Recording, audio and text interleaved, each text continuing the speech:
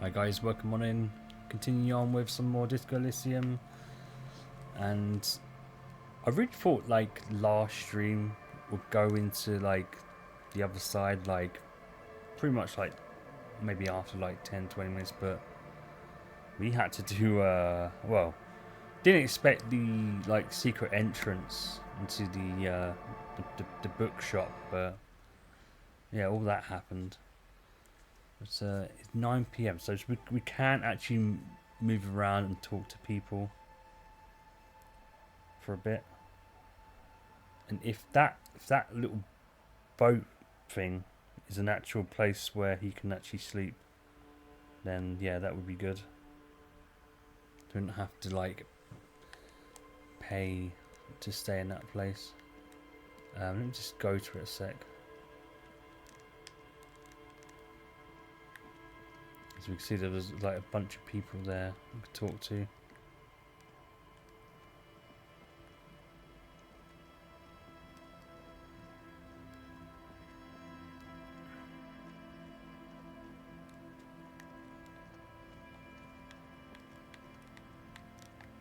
Or maybe he was just kidding about it. Probably wasn't. Yeah, it's not highlighting.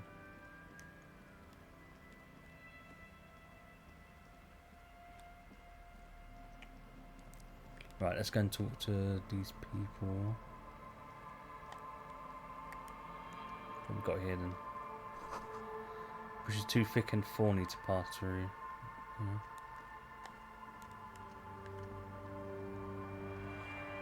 The worn and beaten wooden planks of the bench do not look overly comforting. We can sit on benches after we've solved the murder. Let's go. You can revisit the bench if you ever need to pass the time when Lieutenant Kitsuragi is gone. Okay. That's a bit like Assassin's Creed Mirage, you know, sit on the bench and you just allow the time to pass. Oh, I thought it'd be like a little pathway there on the right hand side. Right, curtains have been drawn shut, no looking in.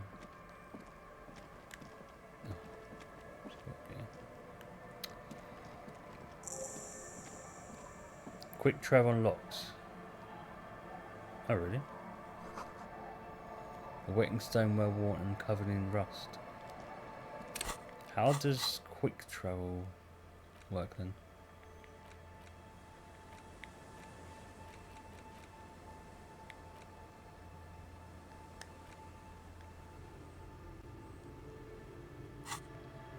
Meh.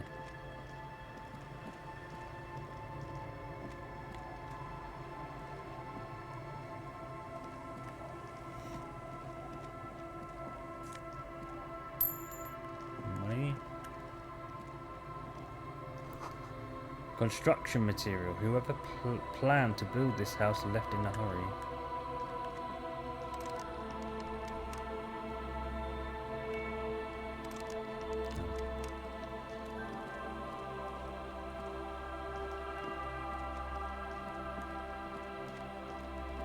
Okay, let's have a chat with these fine fellows if we can.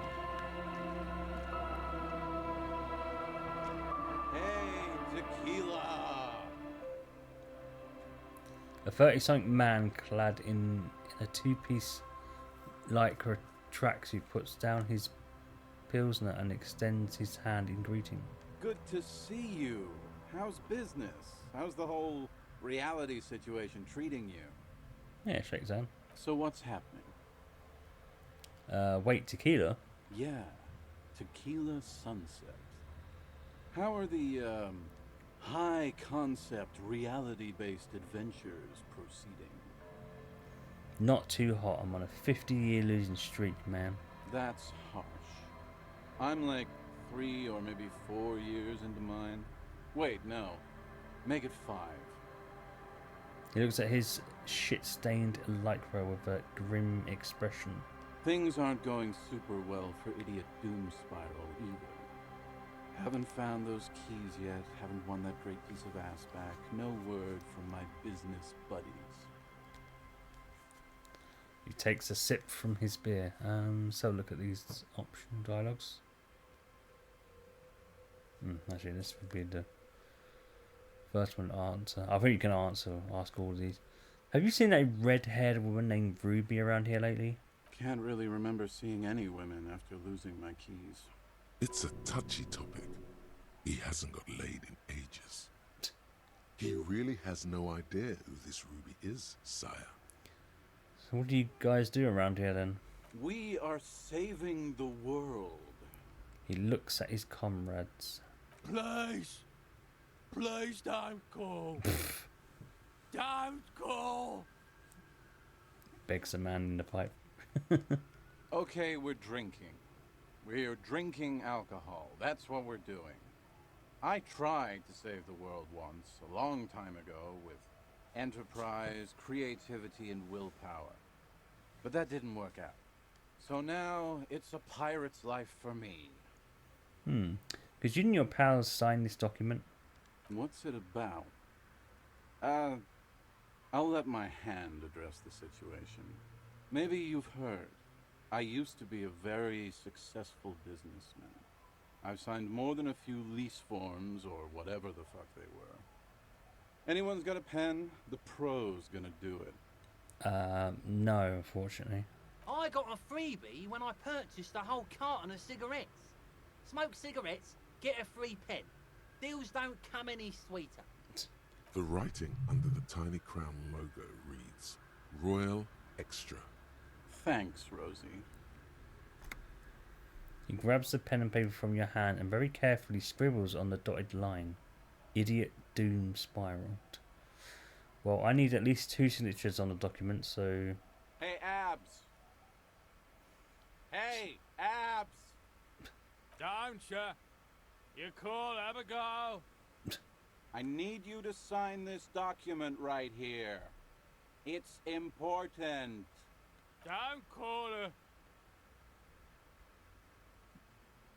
His trembling hand catches the paper, but he lays it out on his knee and starts writing slowly. The handwriting is almost illegible due to his shaky hands. Don't call Abaquao. Great job, Abs. Nailed it.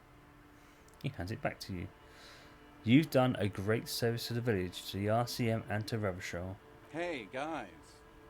We're heroes. As he waves his hand erratically to the other guys. About fucking time, man. I've done my duty. As he brings his hand up to his head for a salute. Don't call Abigail. Cool. He snorts and takes a swig from his bottle. The bottle is now empty. Thank you for your services, gentlemen. Should we go and mail these? I think I saw a mailbox on the plaza. Hang on. A few more questions first, people. Okay, what's on your mind? What is a tequila sunset? You keep saying it. It's you. Your tequila sunset. How do you know this? We've met before. Don't you remember? No. Aha. Do you want to know how tequila sunset came to be? Yeah, sure, go ahead. Let me take a sip to moisten up my cords. Tequila sunset rolled into Martinez last Friday. And by tequila sunset, I mean you. The man, the myth. Wait, did we meet on Friday? Hey, let's not jump ahead of ourselves. This is your story. Stop interrupting. Takes another sip, then continues. You got here on Friday to solve a case, hoping to be the early bird who gets the worm. And by the worm, I mean the buzz. Because as far as I know, all you did was get piss drunk. Word on the street is you went around the local hostel telling people that you're a police officer, and that it would be really fucked up if you shot yourself in the head, right in front of them. That's pretty high concept, if you ask me. Oh yeah, that's totally your style. The lieutenant's brow is furrowed. He's listening as casually as he can.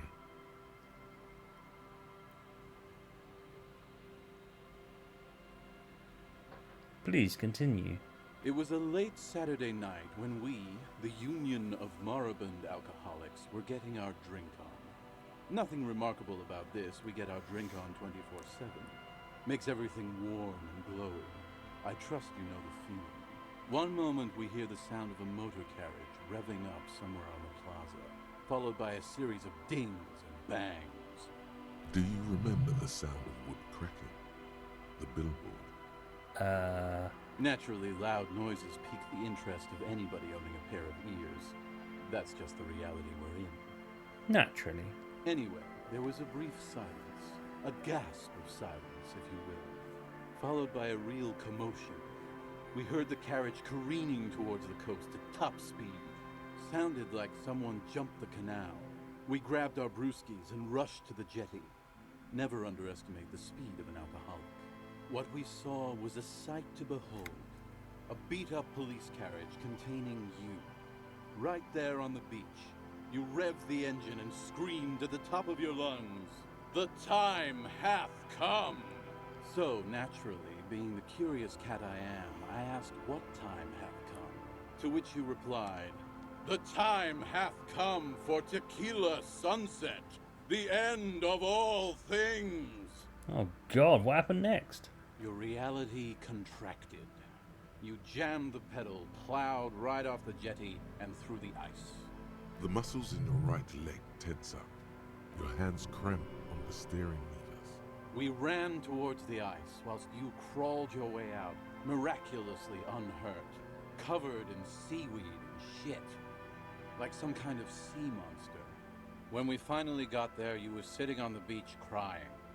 You said that your badge and uniform were in the car. It was too late to get in there, though. The carriage had sunk too deep. Recognizing a brother in need, we offered our condolences and invited you to party with us, which you naturally agreed to.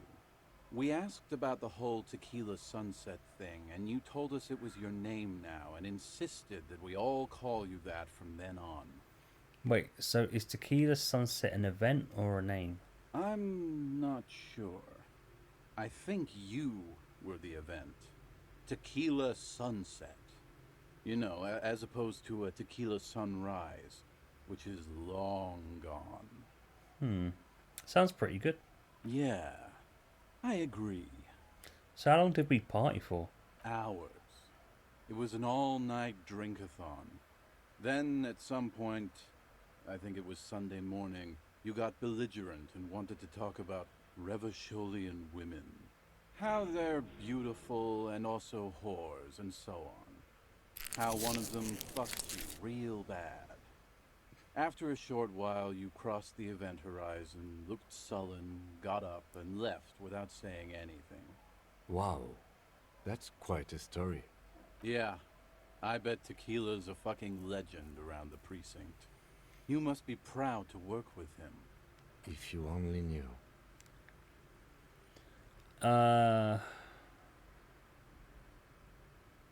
Suppose we can ask all these at the same time, maybe. Did I tell you anything specific about this person that fucked me? You were pretty vague about it, but you kept saying you got fucked real hard, and that we've all been fucked too. No one's fucked me. I do the fucking around here. Abigail. It seemed pretty painful, to be honest with you. If I had to guess, I'd say you're still working through some shit. Did I mention losing anything else? Beside your gun and your badge? You said something about your hope or heart or something. To be honest, the details are a little hazy. In retrospect, I guess you lost your motor carriage too? That's a big one. Did I say anything about my colleagues? You told us that they were a bunch of fucking losers whose main interest was cramping your style. It's more like you were cramping theirs. No specifics, though. It was more about you that night. You were the star of the show. Did I say anything about the case? Yeah, you said it was no biggie and that you'd solve it in no time. And that you didn't need anyone to do it. You're doing it solo now. A lot of cops go solo and hermit once they reach that level of alcoholism. It's not meant as a joke. He's sorry for the hermit cop. Did we talk about politics? Yeah, you said that it was okay that you crashed your carriage because the spectral hand of the market was guiding you. This was before you started talking about how the Pinkies were always trying to fuck you. Did you get a read on what kind of cop I was? You kept calling yourself a goddamn superstar who'd cleared 501 cases. No thanks to the squares at the precinct, as you put it. I don't need to hear anymore. It's a hard thing for a man to confront his past. That's why I avoid mine at all costs. Well, you seem like you're characterized by your storytelling ability. Wanna tell me another one sometime? Whoop-de-doo. So now I'm a fucking storyteller. Right, why not? Better than a beach bum. Yeah. Wanna tell me how you became Idiot Doom Spiral? It depends, really. Are you willing to help me out? The gleam in his eyes and the slouch in his posture is so incredibly familiar. I should have looked at the other optional dialogues below it before then. You might get scammed here.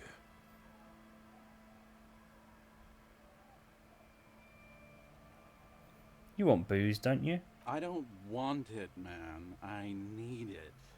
Can't tell stories without it. Dry stories are boring, see? So, have you got anything for good old Idiot Doom Spiral? A bottle for a story. Seems fair to me. What would he like?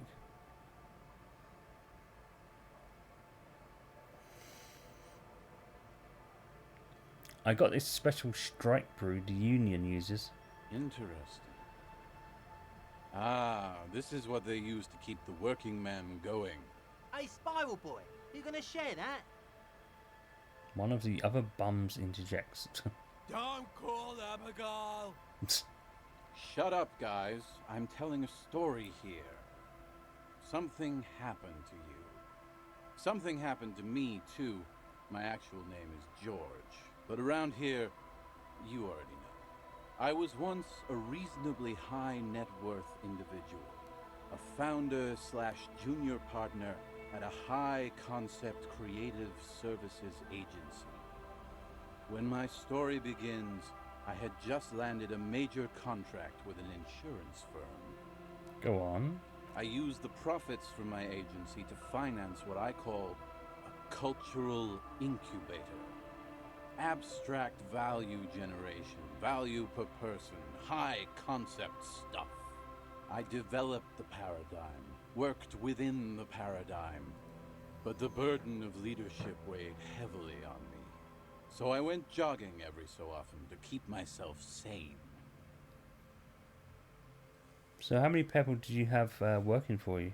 22 full-time employees, an all-star team, a potentially historical set of individuals. Worrying about them often kept me up well into the morning hours. And did the jogging help? It did. With my trusty Sansaric tracksuit, I felt like I could conquer the world. But now dreams are worn thin, much like my tracksuit. As he says thoughtfully, brushing dust off his shit-stained pants. So what happened then? One day I left on my evening run. As you may know, it's impossible to clear your head when you're distracted by the sound of keys jangling in your pockets. He shakes the bottle and makes a ringing sound. His eyes are clouded, his dilated blood vessels encircling his irises like stinging brambles. So I removed the key ring and put the keys for the front gate and the apartment into different pockets to stop the jangling, you see? At least, that was the plan. I was halfway done with my usual lap when it started to rain. The reality situation became very wet, very quickly. And how wet are we talking about exactly? Wet, okay? It was raining really hard. There's a trace of derision in his voice. I made my way back home and discovered that I didn't have the key to the front gate. I'd mixed it up with the key to the letterbox, which was useless. Naturally, the situation required me to climb over the gate, which I did. There was no climbing down because I slipped and landed on my ass. I would have landed on my feet. I've got feline reflexes. No, you don't. Yeah, I do. Whatever. The point is, reality was looking rather grim just then. Me lying on my ass in a mud pit in the middle of a heavy shower. But when life knocked me down, I always got up. So I made my way across the yard. Standing in front of my apartment door, fumbling with my pockets, I realized that I'd also forgotten my apartment key. You've got to be shitting me. I wish I were, Tequila. I wish I were. Instead of my apartment key, I'd taken the key to the office. Okay, so what happened next? I rang my neighbor's buzzers. It was late, and most of them didn't even answer. Those who did assumed I was trying to sell them something and hung up before I could even explain the situation. People are naturally wary of ad men, you see. One moment someone chats you up, 5 minutes later you've bought a box of edible lingerie and a strap-on. I don't begrudge them, especially since I was known to be one of the best. He pauses meaningfully. Heavy is the head that wears the crown. Just then, I experienced a moment of clarity. I still had the key to my office. I could wait out the storm there. But when I reached my office, I remembered that I'd asked one of my producers to change the locks that day. And since I hired only the best, he'd already done it, and I couldn't get in. Anyway, long story short, life spiraled out of control. I haven't gotten into my apartment for years, and my girlfriend left me because she didn't want to date a homeless man. The company, well, you see where I'm going with this. So, now you've heard my tragic tale. What do you think? Like nothing you've ever heard, huh? Takes a long swig of his drink.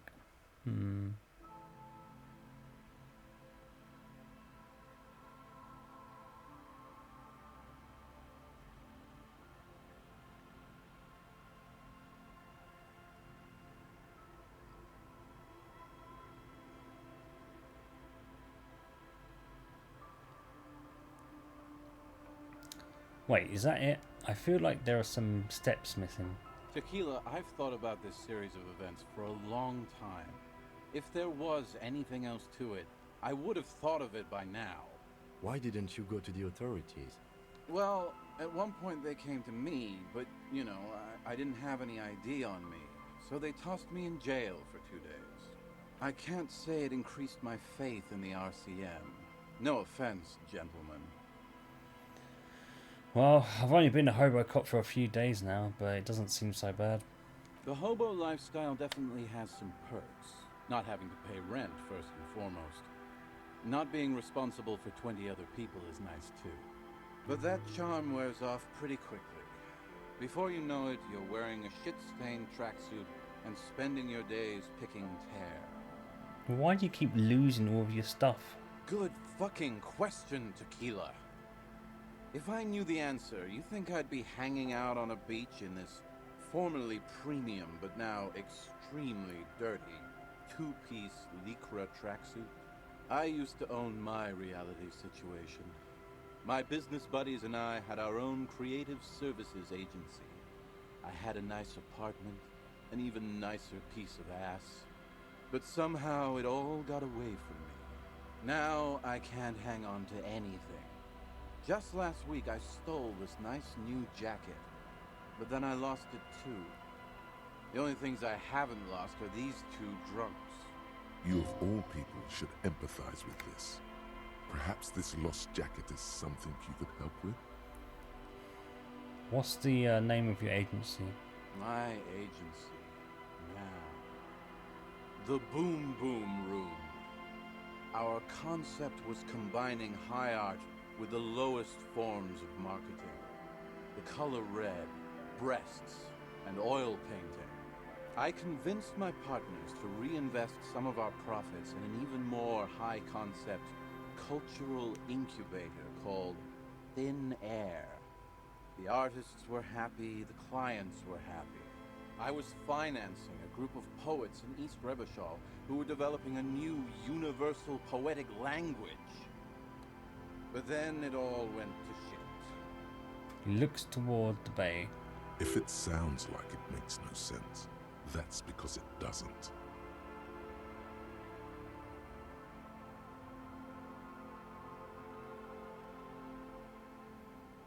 Mixing oil painting and breasts to make ads isn't high art, it's just cynical wankery.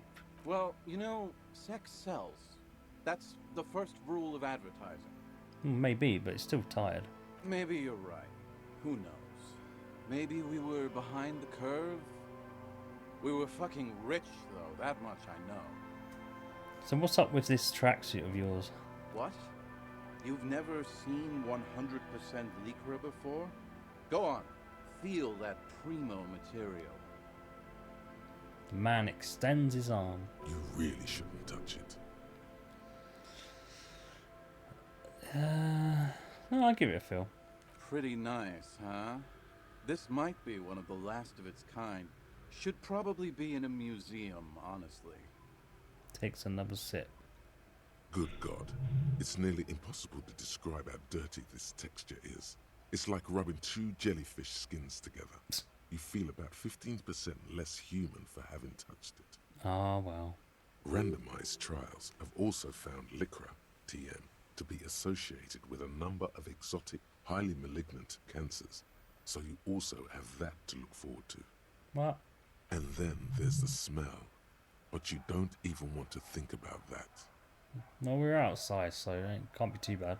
Wow, you're lucky. He never lets me feel it. That's because your paws are fucking filthy, Rosie. We're right next to the bay. You could wash them any time. So what about the other drunks here then? My fellow members of the Union of Moribund Alcoholics? They're exactly what they look like. Hey, tequila! You want to buy some speed? Shut the fuck up, Rosemary. He's a cop, remember? I thought he was a cool cop. Don't call Abigail. Is that all that guy just says? And this is Abs. So yeah, that's basically us. We drink together. What's this about a lost jacket then? Tequila, it's a verifiable tragedy. It was practically brand new. Sure, it didn't really go with my Lycra threads, but it did itch a lot less. Say, you're a detective, right? Maybe you can help old Doom Spiral out. Solve the case of the missing jacket. What do you say, Tequila? So wait, you're asking a police officer to help find a jacket you stole and then lost? Yeah, exactly. You're here to serve, right? Yeah, okay, sure. Where'd you lose it? If I knew where I lost it, don't you think I'd have it? I mean, maybe I was up by the boardwalk, or walking along the beach, or checking out the abandoned fish market. That's a lot of places. Ugh. Somewhere north of here, that's for sure. You could ask around, see if anyone's seen it. Let me ask you something else then for now. I'm all ears, Tequila. I want to hear the story of your name again. What's in a name? He looks up to the sky as if pondering the question, then turns back to you. Hey, Spiral Boy, you gonna share that? Oh, the other bums interjects again. Don't call Abigail. Shut up, guys. I'm telling a story here. Something happened to you. Something happened to me, too. I was once a reasonably high net worth individual. A founder / junior partner at a high concept creative services agency. When my story begins, I had just landed a major contract with an insurance firm. Wait, on second thought, I've had enough. So you don't want to just hear the same story again? No. Have you got any Okay. more? Okay. Have you got any Huh. more? He looks taken aback. Have you got any more stories? I do. But as you can see, my fuel tank is running quite low. If you catch my drift. Jeez, I already gave you some. I don't want to keep doing that.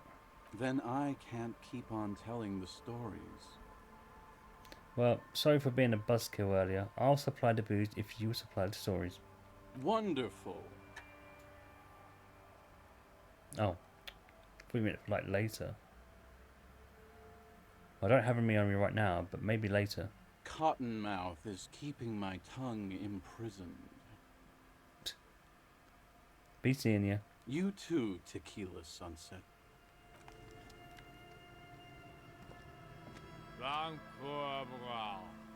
Grumbles an unshaven man with a ruddy nose. He narrows his eyes at you as if in recognition, then turns his head away. The noxious odor emanating from the drunken man is strong and familiar. Don't you call her? Yeah! Don't call Abigail! Who is Abigail? Uh-huh. Abigail. Don't you fucking call Abigail. Never thought you'd see such a thing in your life. But this guy's a little too drunk. Have you seen any women around here lately? Abigail? Abigail, where are you? Who are you and what's your name? Don't call Abigail.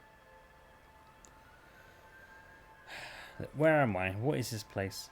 The man hiccups, then mumbles something unintelligible. Look, I'm on an important official investigation here. I demand you answer my questions. There's no use in yelling at drunks. He's barely holding it together. Ah, The drunk man starts coughing, a really disgusting, hacking cough. do we really want to hear the cough? He does not sound well at all. Well, glad we didn't hear that. Why shouldn't I call Abigail then? He snorts and beckons you to lean in closer. Okay. Don't call Abigail. Don't call Abigail. His breath smells harsh like a toxic swamp as he whispers to you, and he then waves his hand as if shooting you away. Don't call. Slowly, his head nods off to the side and he passes out, tongue dangling from his mouth. He's not like that kid from the Game of Thrones when he just keeps saying Hodor, you know? There was little chance he'd be a reliable witness anyway. But the other guy. Good to see you, friend. Do I have deals set up for you, buddy boy? He spreads his arms as if wanting to embrace you.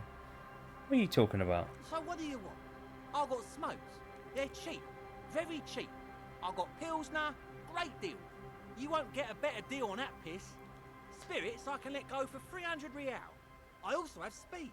And by speed, I mean amphetamine. Bloody hell.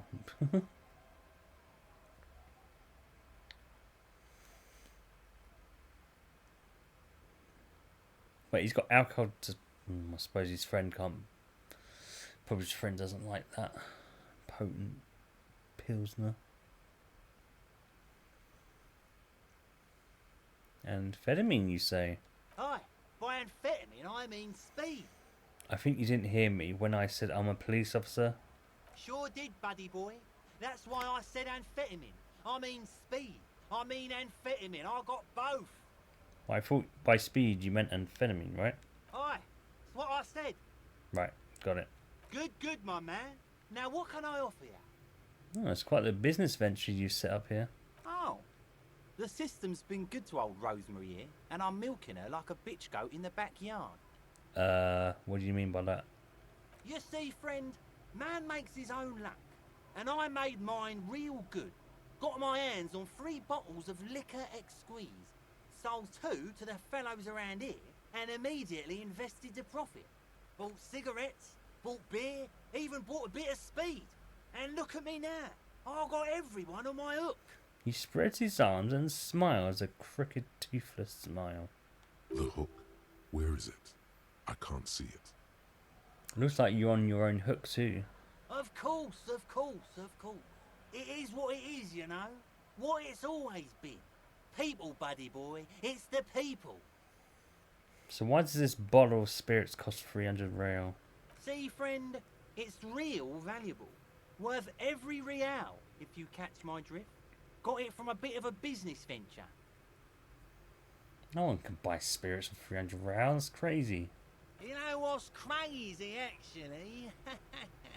He grins, then bursts out laughing, then takes 3 gulps of his pilsner and stares at you intently. He's finding it difficult to focus his watery gaze. What is that? What? What do you mean, what? What did you think was crazy earlier? This guy. He says and shakes his index finger at you. Where did you get the bottles of spirits from? Oh, this is medicinal spirits. The good stuff. Got it from the doctor's office. I got one of those scientific ampules a few months ago. Torpedo, they call it. It's supposed to keep a man from taking a drink. He spits a nasty yellow clot on the ground before you. Nice. Didn't stop me for shit, that's for sure. 5 lemons with half a pack of butter and you're good to go. That's a good tip. I should remember that. It really isn't. In a week, the goddamn kidneys started giving me all kinds of hell. Finally, the missus took me to a private doctor's office. Not a charity, the real thing. Oh dear. Those arseholes charged me 4 real to remove the damn thing. But I came out on top after all. Had they no shame taking money for a service they provide? But the idiots left me alone in there. Now, I used to teach high school biology. I know what doctors use to preserve dead fingers. He gets an excited gleam in his eyes. Like 3 cans of this blue medicinal stuff from the back room. Threw the snakes out and voila! What's left is this beautiful blue stuff. 98.7% almost pure alcohol. 2 I already sold to these fine gentlemen here. But this last one is yours for 3 real, if you want it. Don't say it. Can I smell it first? Yeah, be careful. It's extremely flammable. One spark and the entire city of Revachol is wiped off the map. Sure. Feels like someone set a mustard field ablaze right inside your nose, then drenched it in tear gas. Your nose is a singular source of pain, but at the same time you don't remember the last time you felt so alive. Oh, jeez. In all fairness, that might be attributed to the retrograde amnesia. So, what's the deal, friend? Want the spirits or not? I just think it would prove useful. Yes. 3 real and it's yours, friend. The deal of a lifetime. Well done. You got it. That's a much more reasonable price right there. Makes sense now. Just make sure to enjoy that one, friend. Son, you will not kill yourself with this. Not today. So we're going to store this as a sellable item. Go sell it at the pawn shop for a profit. Oh, okay. Right, I'm off. In the civilized world, it's a custom to tip the shopkeep, friend. But come back anyway. He waves you off. Alright, that's that lot then. Right, right. You already gained like 33% of what I just paid.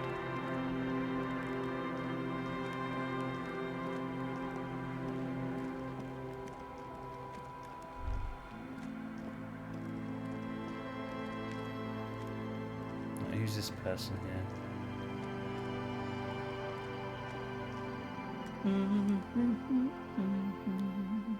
Woman next to a bucket of clothes hums an odd melody. Her eyes are closed. Welcome to the fishing village. Please lean in closer. I have cataracts. Don't say that. Move forward. Oh, welcome, police officer. We don't cause any trouble around here. And we don't want any trouble either. We are not here to cause any trouble, madame. What he said, we're cops. We don't cause trouble, we take care of trouble. Oh, of course. Last time we saw you around here was 12 years ago. You also came to take care of trouble then. Wish you did. But still, in Martinez, you're considered an ill omen. Hey, I've been here before? No, not you personally. I meant the RCM. Ah. Some of the men got into a fight. One of them killed another. Locked himself in that woodshed over there. She points to the building behind her. He was brooding, needed some help opening the door. You got it open for him and took him to think about what he'd done in a more secluded place, somewhere more quiet. She says it as if he was on some kind of spiritual retreat. What kind of ill omen are we talking about? Oh, the usual. Dark tidings. Black hound. That's you, all right. A black hound licking your own heels. I am an ill omen, alright? You're not. No one around here considers us an ill omen. People would have told us. Yeah. Maybe they are afraid. Why is that? Because you're an ill omen. But you're still welcome here. As long as men with guns aren't chasing you. And maybe even then. Because that's the kind of fishing village we've built. I'm sorry there's not a lot of room to park the motor carriage. And not a lot of houses. Or a lot of people. My kids are long gone. Searching for treasure. So are others. Ah, look at me ramble on. She What waves. brings you to us? Have you seen a red-haired woman named Ruby around the coast? Nay, I haven't seen anyone lately. Okay, but you know who I'm talking about, right? This is my little cinder block town. I know what goes on around here. She's being evasive. She knows something. There was a murder in Martinez. She might be a suspect. We would appreciate your help. Would you now? I know how this world works. And it doesn't work when people tell on each other. You know something, and we're here to help. Aye, that you are, Dark Omen. Help yourselves and your organization. Help the storm clouds gather on the horizon. She shakes her head.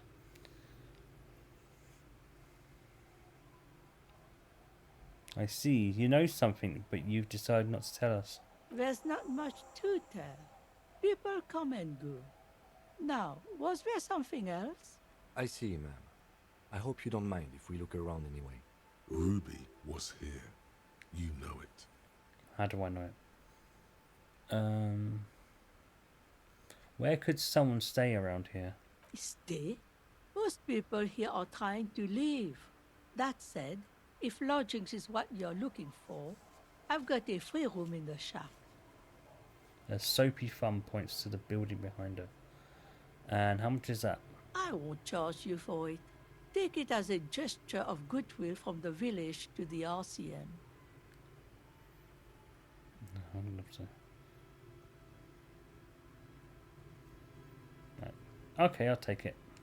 Don't make an old woman regret opening her house to the place. A key appears from under her apron. She hands it to you. Well, if you are not in the hostel in the morning, I'll know where to find you. Here, in a shack. Mm-hmm. He's a little relieved you're no longer in that room. Yeah. Should he? This environment encourages one thing, and one thing only. Drinking. What is in this fishing village, by the way? Just us. It's barely a village anymore. We almost don't exist. What do you mean by that?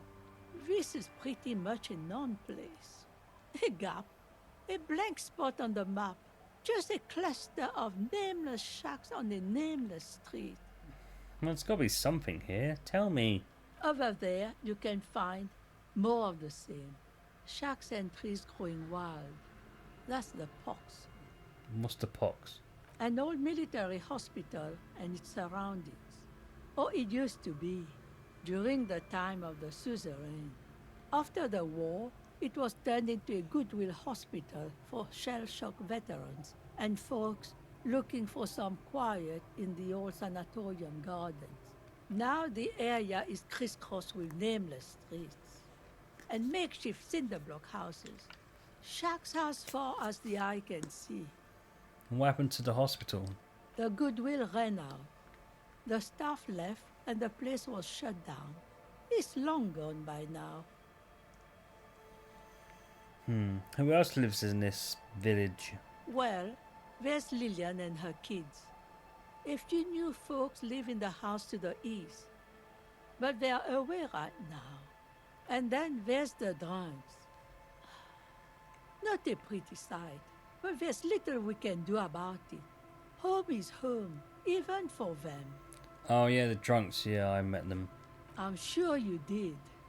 Nature keeps them in rotation.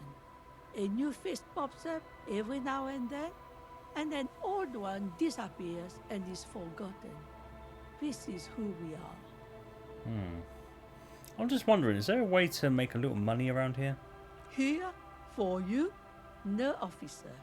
The only money we have here is some coins the drunks tried hiding from their women and then forgot about. Okay. There's another topic I'd like to address. She nods, rinsing another piece of cloth.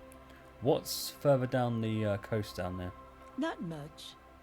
There's the abandoned church, the DeLorean Church of Humanity. It's been there since before my time, even. Why is it abandoned? Some things just don't fly, officer. Look around. Who'd go to church here? They built it 300 years ago. Must have been nicer then. So, they don't hold services there anymore? The Ecclesiastes? No, they've tried, but things just keep happening. Crime, accidents, other things. The place never stays open. It's a pity. It used to be such a nice church. She's not telling you all she knows. Keep her talking. I get a feeling you're leaving stuff out. What else is going on here? Well, there's that music. Music from across the sea. It started a few days ago, and now it's blasting even through the night. And now, suspicious-looking people are sneaking around the church. I don't like that. Interesting. You could look into this ruckus if you have the time. What else is going on down the coast? Before you get to the church, there's some ruins, an apartment complex, or some kind of electrical plant. Run-down bunch of houses, empty. Which is it then, apartments or electrical plant? I don't know exactly. A pre-war place. It used to be something. Before the war. I wasn't here then, you know. Was born in Samara. Anything else of note? Of note? The old fish market up on the boardwalk. But it's closed. Who'd want to come to a fish market here? No one. That's why it's closed. It was once a bustling place, back when I was young, and so was everyone else. Now, what catch we do bring in goes straight into a lorry for the Delta or somewhere else. Okay, that's it. There's got to be more along the coast. What? You're one of those real estate people with big plans? If you want a development opportunity, you can check out the abandoned building over at Land's End. Used to be a supply depot, we think, sending goods and ammo across the bay. It's jammed shut though. We tried to get in, see if there was anything to sell or scavenge, but it's impossible. Nothing is impossible, surely. And now you know everything there is to know about this coast. She dropped a bar of soap into the bucket with a splash. So, tell me about yourself. Who exactly are you here? Me? No one. Just an old washerwoman. Mother called me Isabel, if that's what you're asking. And my married name is Sadie. Oh, she's the woman we're meant to be getting the signature for. Now it's your turn, Mr. I don't know, what should I say?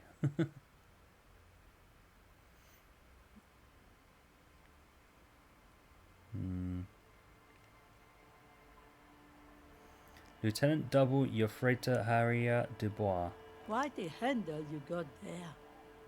So many titles. One of them, double. She's got a couple of ranks herself. Honored chief and so on. Do you know anything about a lost jacket? What do you want with a lost jacket? That's an excellent question, man. Well, that's for me to hear and you to find out. Wink, wink. You're are trying to wink at me, aren't you? You seem to have trouble remembering that I don't see so well these days. Are you getting a reward for it at least? No. What? You're fetching someone's missing laundry free of charge?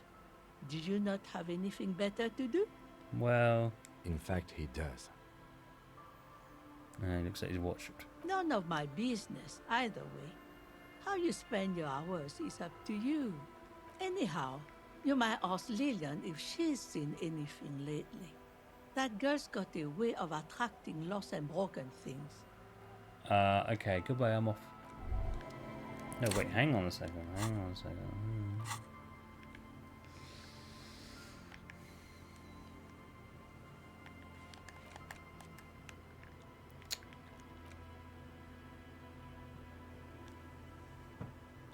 Yeah, it's not done that. So it's got to be someone around here who done this. Closing the trash.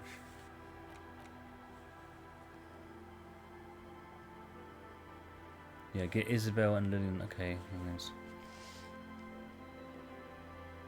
So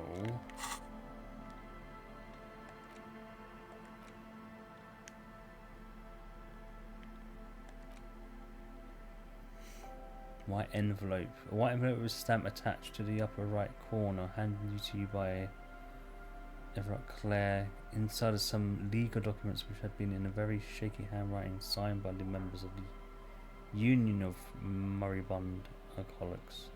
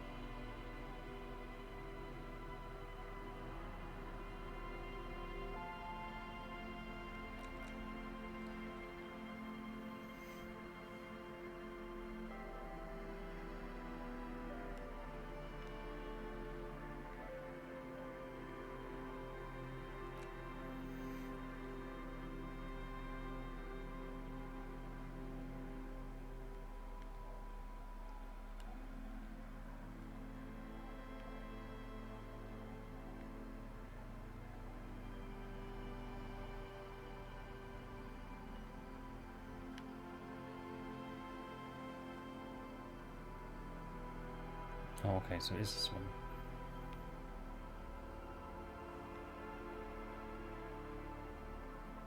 Oh, can't equip it though. Maybe because we did get that woman, Clarge or someone, to sign it. Oh wait, hang on. Oh, we've got a skill point.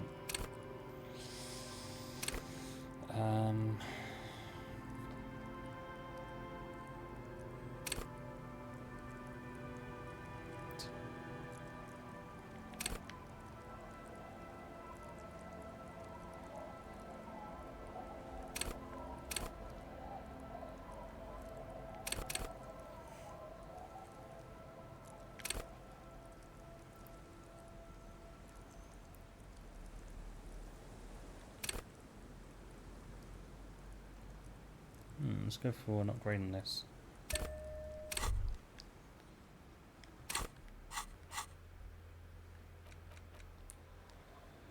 She's hiding something, looking around, maybe get into a shack somehow.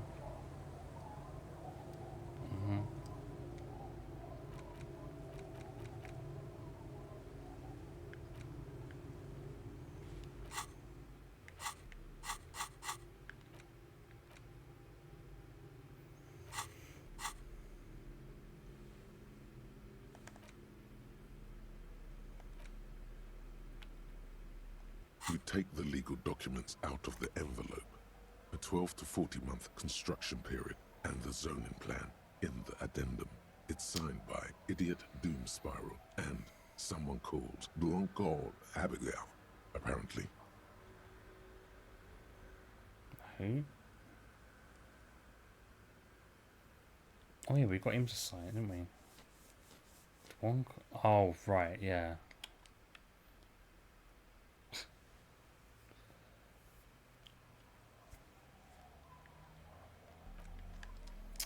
Dang. Never mind.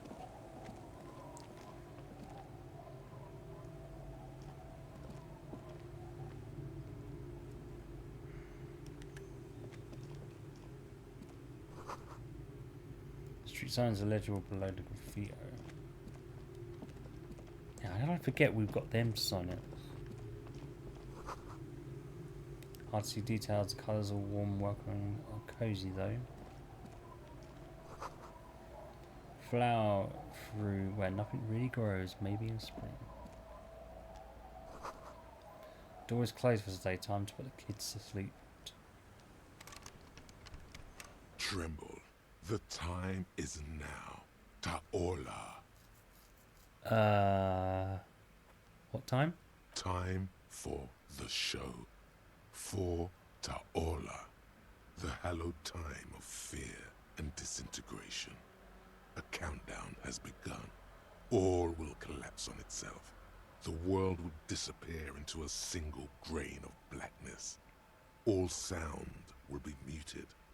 All life will scream. Takala, what's that? Ulogu Theodos. Xeno Zausin. Ipoli Osidhian. Echondes Fronisin. Well, wait, when did this countdown begin? Monday morning. The moment you arrived in this reality are the first crack in the sheer face of God. From you it will spread. This is because of the insane world ending I've been saying, isn't it? Yes, you spoke the words of the Palindropos and the houses of Pericarnassus. Items, people, even words will tumble. All will lose its meaning in the coming years. That is why you marked yourself.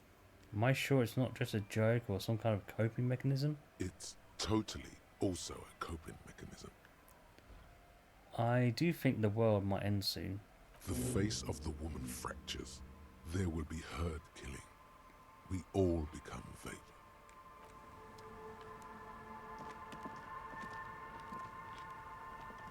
It's snowing.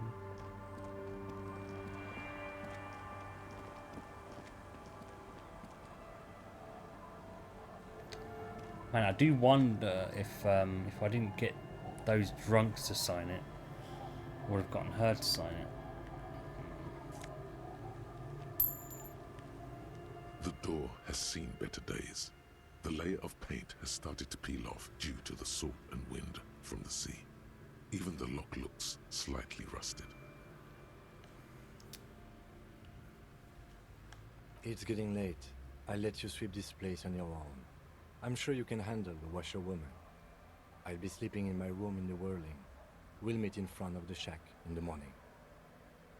Okay, I'll sleep here then. Oh, didn't expect to be like going straight to sleep. Good night. And try not to break the case without me.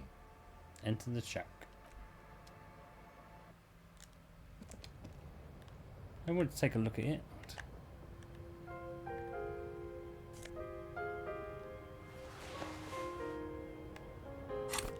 Got a jacket. It's not a guy's jacket he's looking for, is it? Swanky checkered jacket flatters your form in a way that makes you feel the fun kind of serious. Really nice roomy pockets too.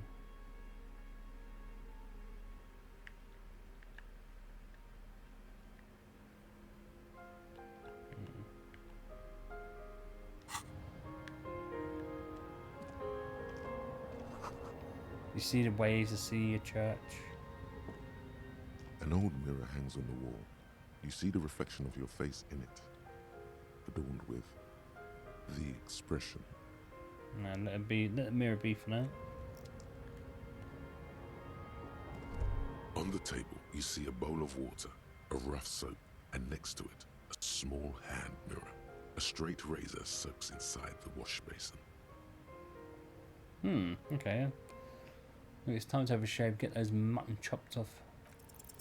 Like an artist with a brush or a master swordsman, You used a small mirror and a straight razor with some soap to remove all that unkempt hair from below the nose line. The sharp blade chafes against your skin, producing a scratching sound. The surface underneath the beard feels tender, the air brushing against it chilly. Feel my clean-shaven cheeks. They feel so smooth, surprisingly so. A feeling of freshness overcomes you, as if you just came from a cold bath. Was shaving the right corner? The water reflects back a vague image of your clean-shaven face.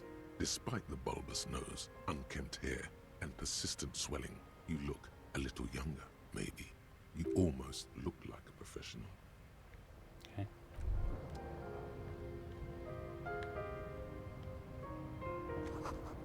Old science fiction magazines, books about bird watching, an almanac from 39.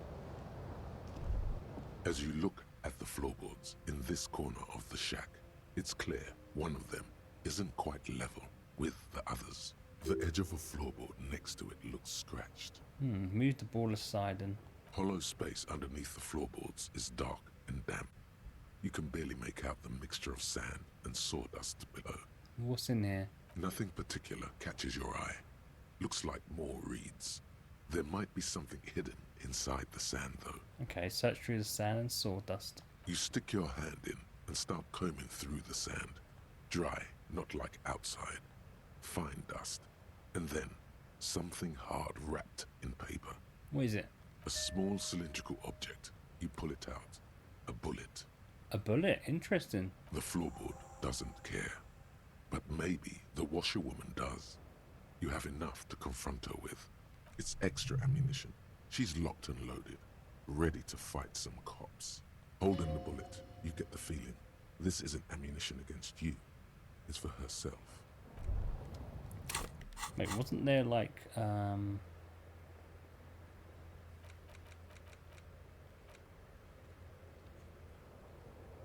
Put the envelope in the mailbox in the plaza.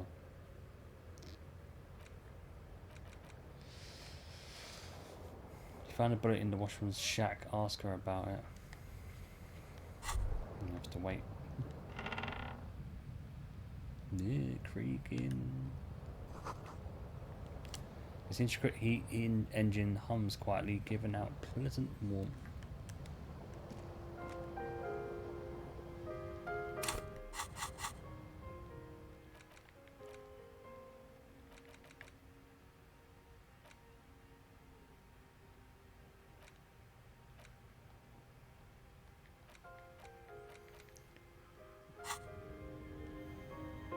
I might as well sleep then. Oh, hang on. Let's save it, and I want to just reload it and yeah,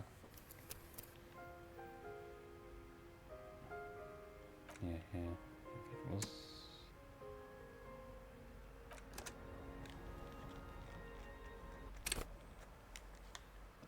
Oh wait, I swear I just like jumped in. That's so funny. I guess here, this one.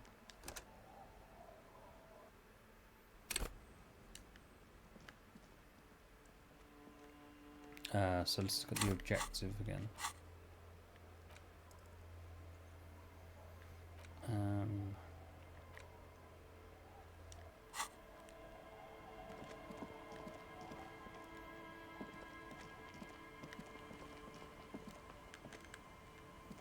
So I don't know whether it's good to have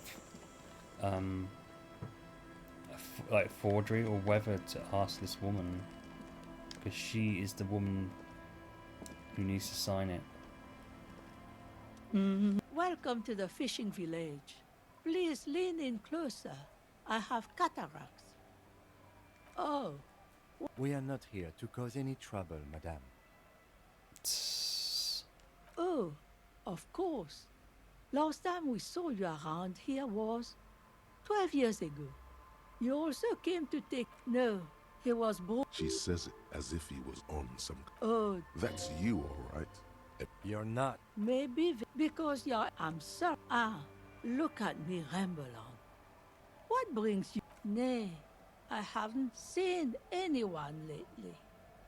This is my... She's being evasive. She knows. There was a murder in Matt. Would you now? I know how this... Aye. That you are, Dark Omen. Happy... There's not... I see, Matt. Ruby was here. You know it. Right, I want to get to this bit. Me? No one. Now it's your turn, Mr... Why the hell? She's got a couple of ranks herself. Honored chief and so on. Ah. Okay. I was asked to get your signature. Eh? What's this about? Come now. I can't read all this scribble. Tell me what it says. Everard wants to turn part of the village into a little youth centre. Huh. I might be half blind, but it looks like part of the village is gonna be a street. The best part. The part we need to get out of our houses. Have you asked Lillian about this? I won't even consider signing till I know she's on board. Ah, come on. Now I don't know what to do. Well, the first thing I'm gonna have to... Wait, where can I find her? She's right over there. The dark-haired woman, leaning over the railing. Okay, I'll go ask her first then. Yes, you do that. Okay, do that now.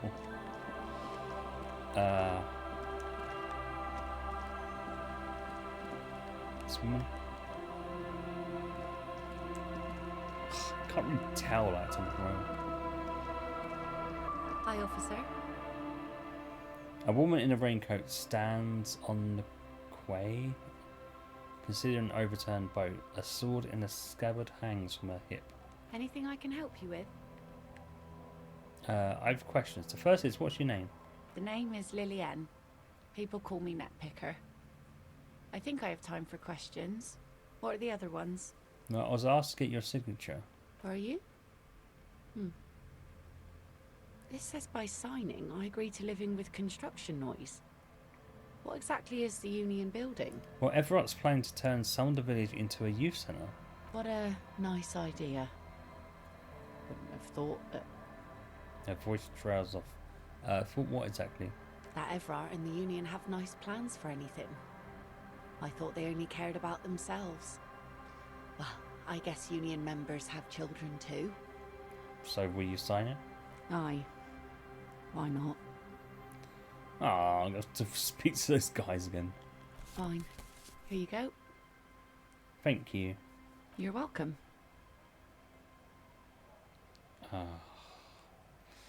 So I'm looking for someone. Maybe you can help? Let's see. Who are you looking for? I'm looking for a suspect who might have stayed in this neighbourhood. Okay. When did this person stay here? Over the past few days, she might have arrived on Friday. Oh. I've been out on the sea for most of the past week. The weather's been good for fishing, so I usually start at 4 in the morning. Really? Yes, that's the optimal time. Got to make the most of the calm. I've been sleeping like a corpse after. The sea really takes its toll. Now I'm just waiting for the wind to settle to get out there again. Sorry I couldn't help you out. Maybe I can help you find someone else. A working class husband. Yeah, I'm not really looking for that anymore. Not much into the middle class ones either. To do with some landed gentry, but apparently they don't make those anymore. The husband isn't for me. I'm looking for him for his wife. I wish I could help you with that, but I haven't seen your working class husband. Maybe I can help you find someone else. She seems genuinely sorry for not being able to help you. Well, I'll say I'm not looking for anyone else right now. Well, how can I assist you then, officer? Wait, didn't I just already ask that? Oh? Well, how can I assist you then, officer? It didn't fade away. What do you do around here? Like I said, fish mostly. Sail the waves, take care of the kids, pick nets. Right now I'm tarring a little skiff. What else? I sell the fish to people in the Delta to serve at their fancy restaurants. Authentic Insular Indian cuisine. Is that enough to make a living? Sometimes I also walk to the beach to see what the sea has given up. The sea is full of surprises. Ah, interesting. And have you found anything? Wood, pieces of glass. Every once in a while we see dead bodies. Human, animal, fish, other odd sea creatures. A mine washed ashore once. Bottles, drugs also. Lost cargo in general. Most of the time it's just wood and glass. All right. Major choice moment. You only get to ask one thing. It would be weird to say them all. Choose wisely. Okay. Mines. Mines. You need mines. A mine? The RCM could use a mine. Where is it? Well, the RCM has to wait for another one because some army folks came by, took it in the middle of the bay and blew it up. The blast was surprisingly timid for such a huge spiky thing. Spiky must have been a naval contact mine. Nice sword. Does it come with a story? Unfortunately, the factory sold this one with a 3-year warranty instead of a story. It's to intimidate folks mostly. Hold on. How do you know how to use it? Not really. I know some basic moves, and I know it sure as hell beats a knife when you're in a tough spot. But not when you're in a tight spot. It is imposing. It's a regular mass-produced sword, like a shovel or an axe. Nothing fancy, just for intimidation. Why do you need intimidation tactics? From time to time, people need a lesson in respect. That's just the way it is. Back in the day, I caught the eyes of many men. And believe me, men need a lesson in manners from time to time. Why would we need to borrow the sword?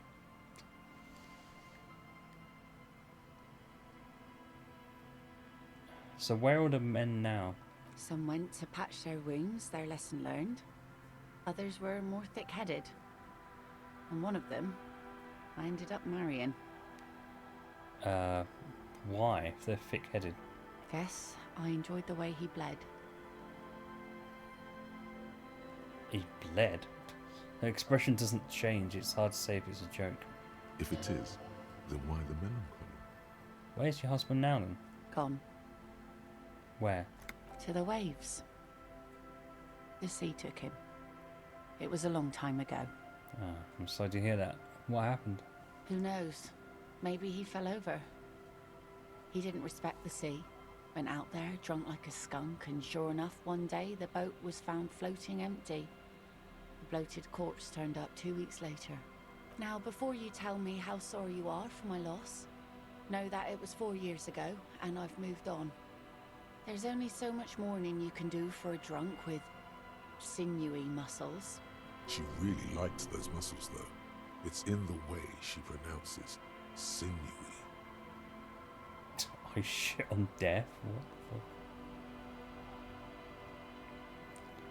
the fuck? What?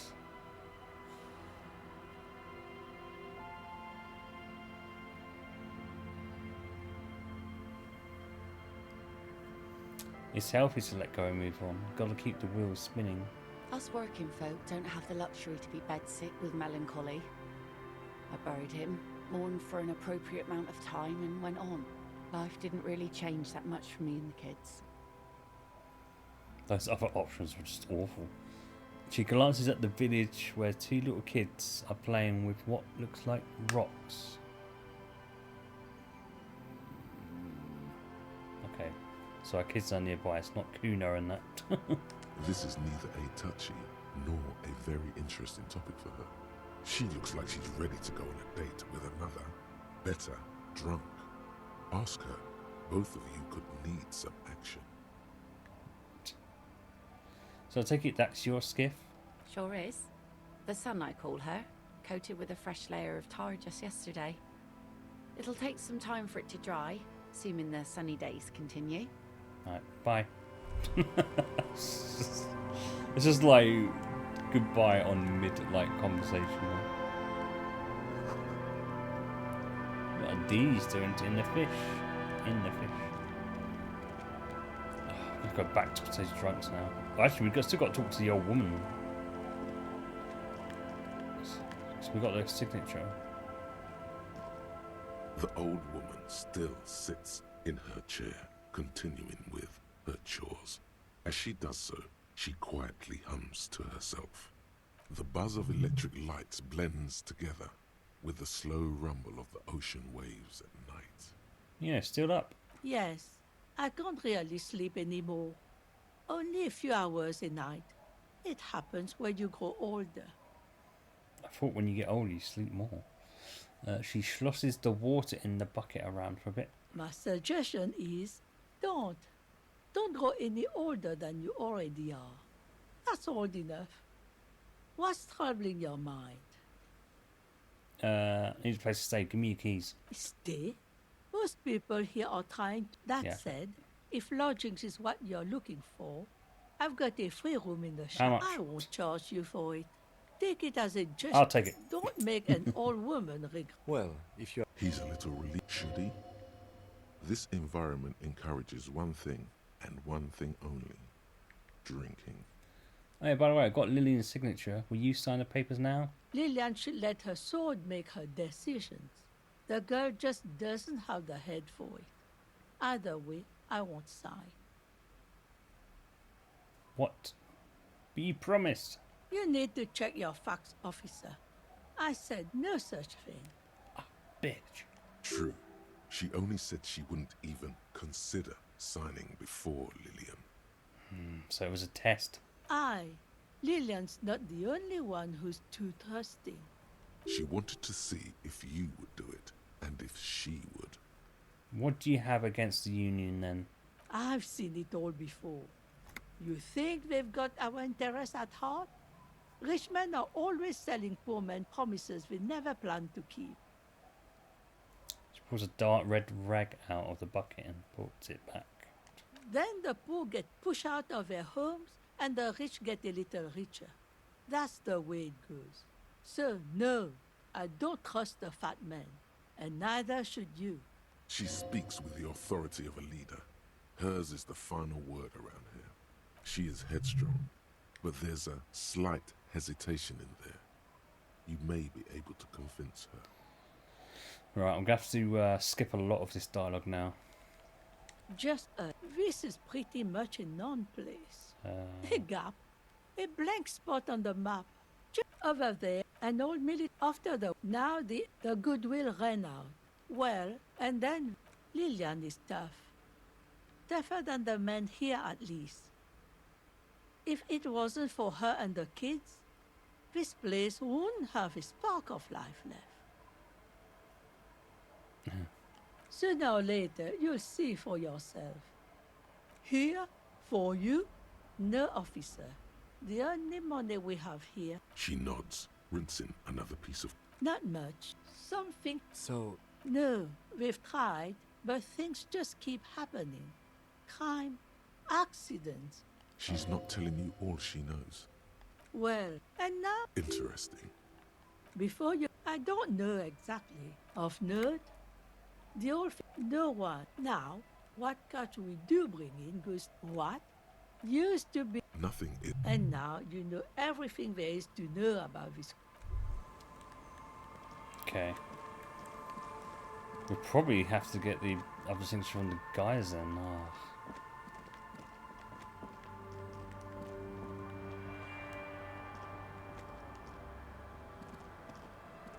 Hey, Tequila. Good to see you. So what's happening? Bye. I just want to save it actually. Quick save it. Hey, Tequila. Welcome to... Yeah. Tequila Suns. That's... Things aren't going super well for... Can't really remember. It's a... He really has no idea who this... We... Okay, So now, it's a pirate's life for me. What's it about? Maybe you've heard. I got a free... The writing under the tiny... Thanks, Rosie. Okay, so he signed it then. Okay, fair enough. Well, at least we got Lillian and him to sign it. Hey, guys. Hell, Don't. thank you for your help. Should we go and mail this? Okay, what's on your... It's you. We've met before. Don't you... Aha. Mm-hmm. Hey, You got here on word on the... Oh yeah, the lieutenant's brow is furrowed. It was a... One moment. Do you? Naturally loud noise. Anyway, sounded what we... The time... So, the time hath come. You read... The muscles in your hands. We ran when we we asked about the whole tequila sunset thing, and you told us it was your name now, and yeah. Hours. How they're... Wow. Yeah. I bet tequila's a fucking legend around the precinct. If you only knew. You were pretty... No, Abigail. It seemed pretty painful, to be honest with you. Besides, in retrospect, you told... It's more like No specifics, though. Yeah. A lot of cup. it's not meant as a joke. Yeah, this was before you started talking. You kept no thanks to the squares at the priest. It's a hard thing for a man to confront. You too. Right, let's just skip all that. Good to see you, Fred. So what do you want? Oh, hi. By amphetamine, I mean. Sure did, buddy boy. That's why. Hi. Good, my man. Now what can I... Oh, you see, bought cigarette? The hook. Where is it? I can't. Of course. See, friend, it's real. You know what? He's finding it difficult. What? This guy. Oh, I've got one of those signs. Didn't stop me for shit, that's for sure. It really isn't. Those arseholes charged me 4 real, but the idiot, fight free too, I already... Don't say it. Yeah. Feels like in all things. So, what's the deal, Fred? 3 real and it... Well done. That's a much more reasonable price range. Just make sure... Son, you will not kill yourself with this. In the civilized... Okay, just him now. Wrong. The noxious Don't you call her? Yeah. never thought you'd see such a thing in your life. Abigail? No. Don't call Abigail. The man hiccups. Then, mum. There's no you. The drunk. He does not sound well at all. He snorts. And Don't. There was little. Was that it? Was it Don't call. there's no... Okay, cool. Right. Yeah, I had to skip all that. Yeah, at least we can save it now. Right, well, I'm not going to go to the shack this time that we can sleep in. I still feel like we can do some more investigating.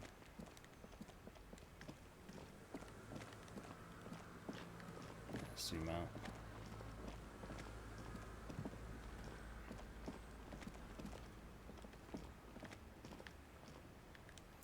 Oh wait, we can go back in here. There was some money here, wasn't there?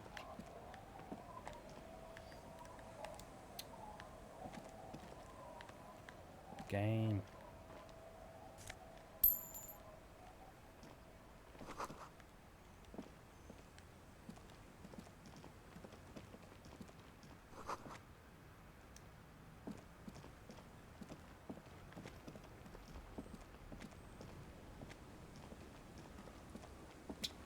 Oh my god, we've got to go around this way.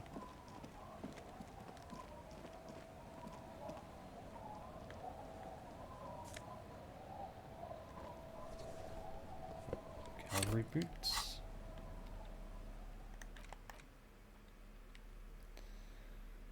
Section. Good old calf-length cavalry boots. Mount that horse and ride into the night. Heel comes in handy too. It might be better to wear these boots, particularly where we are, the fishing village.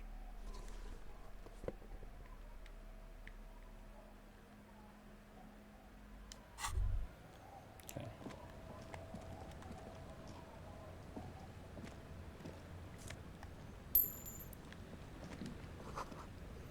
This boat is floating freely in the water, unmoored. That leads to a school of fish swimming in the kelp. I'll just keep the Cordelechi in the channel, if that's okay. It's too shallow near the pier. She wins the mooring line around the post. Aye, ma'am. And it's a jetty, by the way. Of course. Jetty. I prefer a good jetty to a pier any day. Jetty? Something about the way she says it makes you want to sing. Jetty? Oh, Jetty, oh, Jetty. Jetters. It's good to see you here, detectives. I only just arrived myself. What brings you here, madame? Nothing, really. I've had my eye on this jetty for weeks now, so I decided to investigate it personally.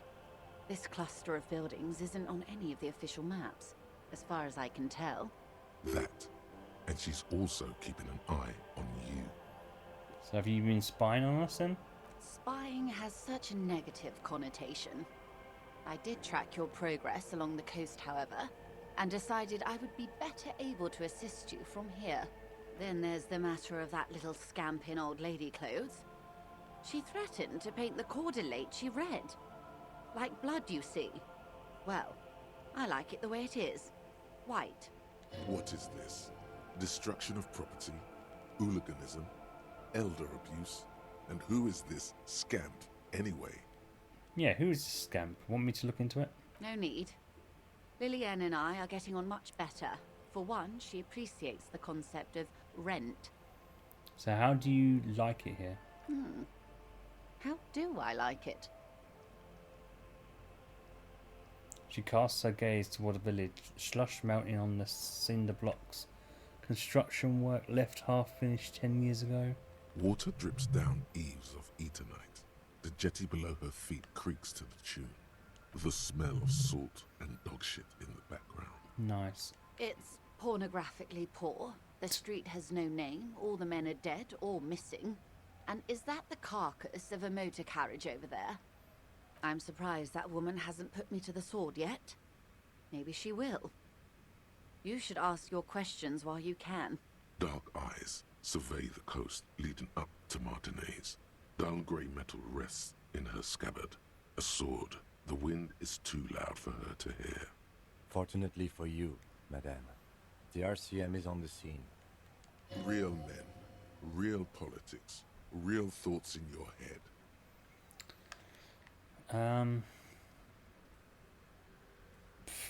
You're right to be scared. This is all your fault. Maybe.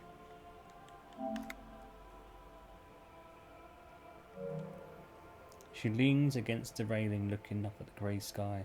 Have I told you how they discovered this place? The wind picks up, her raincoat flaps in the gust. What, this fishing village? No, they're in Sealindian, Isla. No, you haven't told me how they found it. Well, your condition has left you no worse off than most of these people. The literacy rate is around 45% west of the river. 50 years of occupation have left these people in an oblivion of poverty.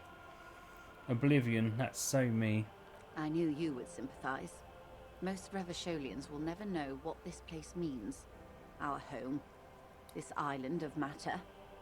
Or why they were ferried over in the first place. Remind me to tell you one day. For now, how can I assist you in this new location? Tell me now, we have time. Do we? Yeah, we do. I hear you have singled out a suspect and are in pursuit. This is cause for cautious optimism. I would not want to delay you. Maybe there is something else I can assist you with while you're hot in pursuit. Oh, well, I found my badge, by the way. By love, you did. She inspects a piece of blue plastic, her eyes scanning from left to right. Pleased to meet you, Lieutenant W. Frater Dubois. I am glad to see a man of high qualification. The situation is precarious. What can I help you with, Lieutenant Frater? That's it for now. The planks creak beneath your weight.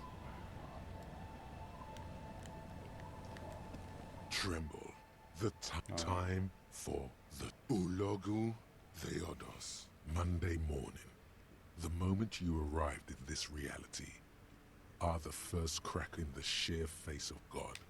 Yes, you spoke the word. It's totally also a coping mechanism.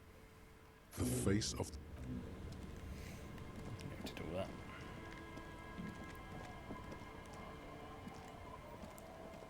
Okay, probably is now best time to sleep because I think the lieutenant wants to go to sleep. Oh, we've got a skill. Oh yeah, the skill point. Let's do perception. Yeah.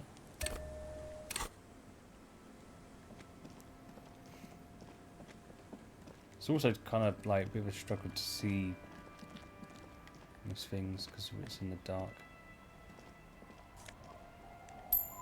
And again, we've got the flashlight, but whatever. The door has seen. It's getting late. Good night. Night.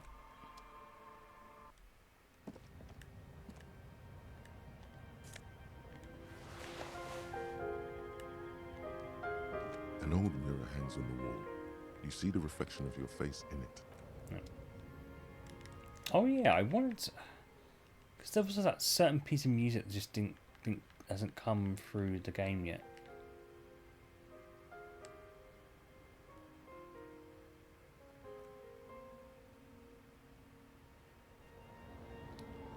It hasn't changed this music though.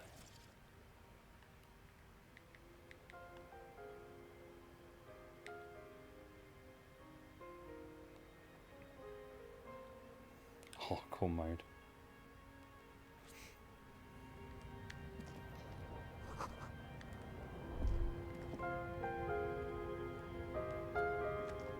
On the table, you see a bowl of water, a rough soap, and next, the water reflects back a vague image of your face. Nose bulbous and red, hair unkempt, wrinkles lining the eyes and forehead. The stash is gigantic. You'll be looking like a pansy without the chops.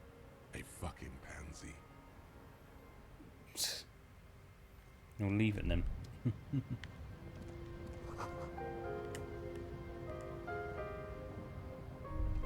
As you look, the edge of a floor, hollow space underneath, nothing particular. You stick your hand, a small cylinder, the floorboard. It's extra, holding the bullet.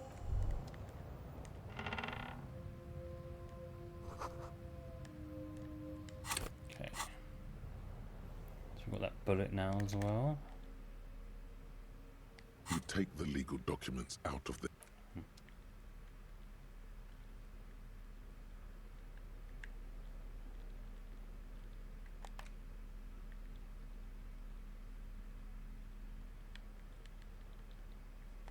Where's the bullet then?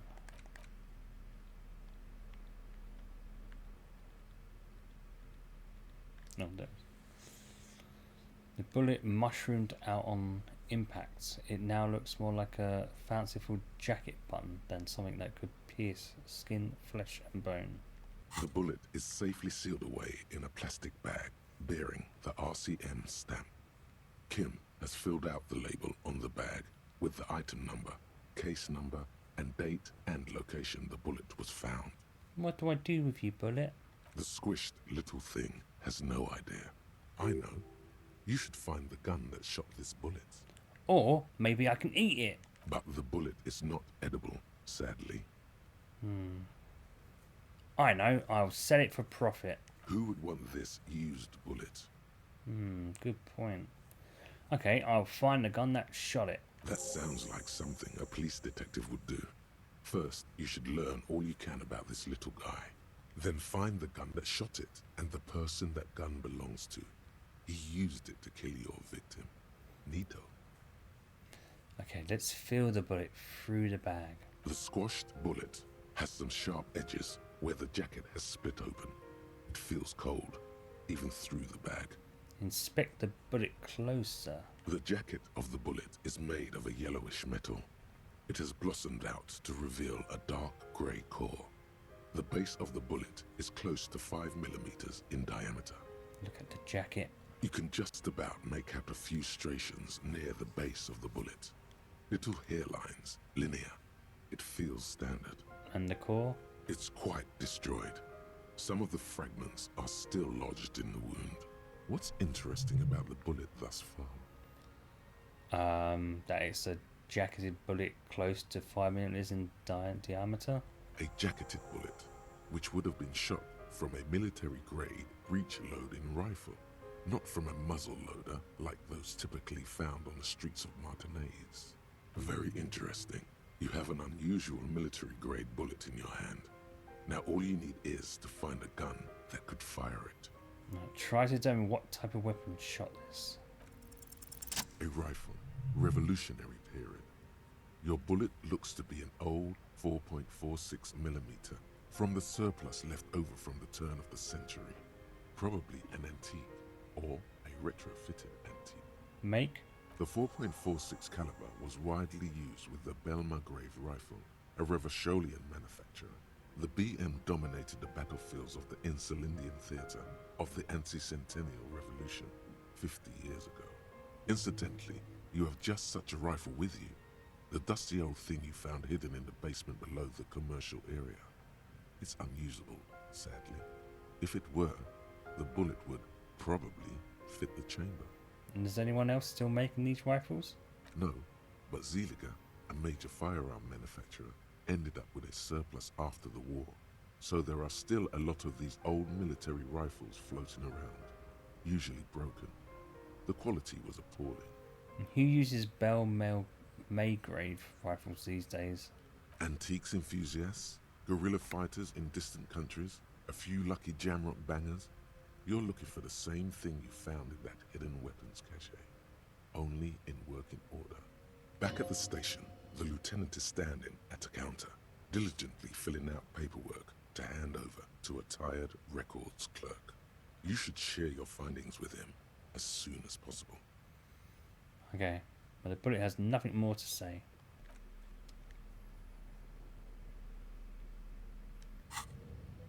How do I contact him though? That's the thing.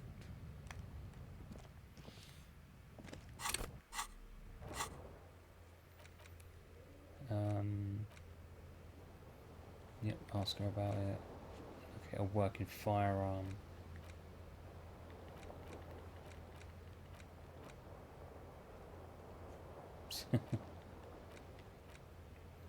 That would probably be like one of the last things to do is to sing karaoke. If the game doesn't end after we basically solve it, the whole murder mystery. I've got to fire that off as well.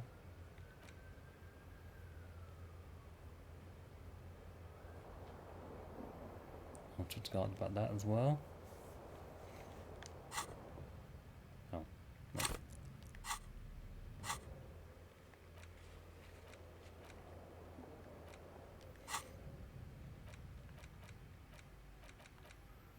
Cop of the apocalypse. Right, let's quick save it. Man, I can't get my words out sometimes. The bed is comforting, if a bit run down. Still, you've earned a rest. Go to sleep. Across the room, the heating system hums its soft lullaby. The mattress feels soft and sheets warm.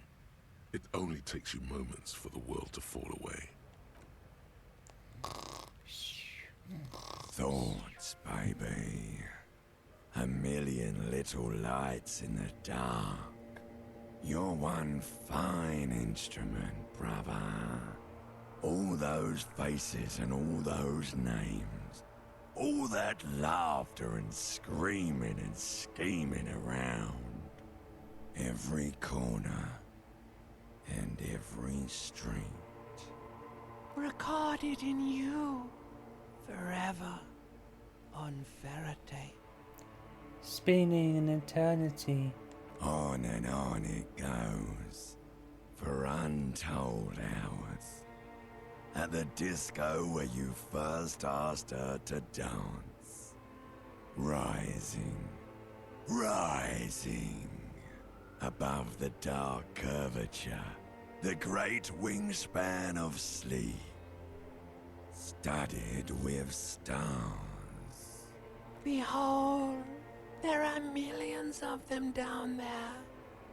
The first time, the last time, the smoke in her mouth, the plotted flowers, the faces turning, changing.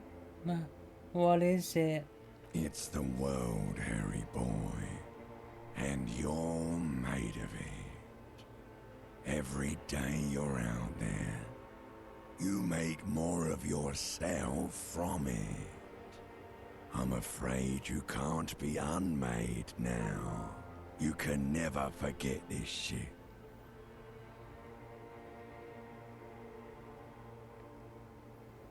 The rain, the snow.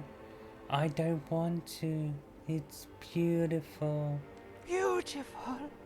It's stuck on loop, whirling, spitting out words and images.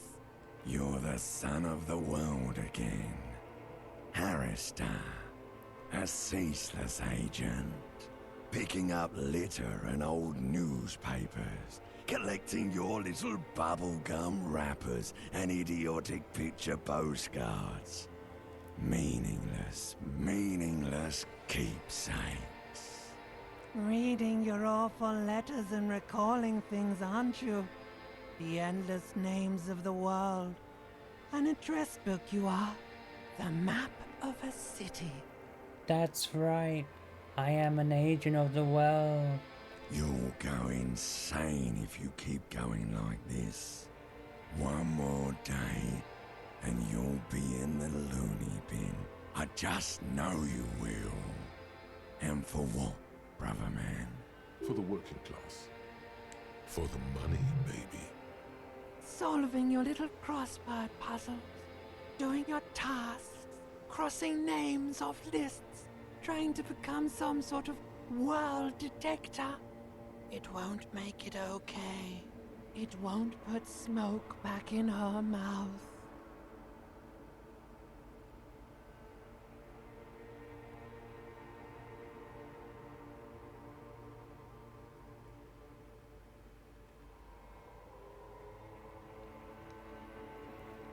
Forget politics. I'll never sleep if I keep on like this.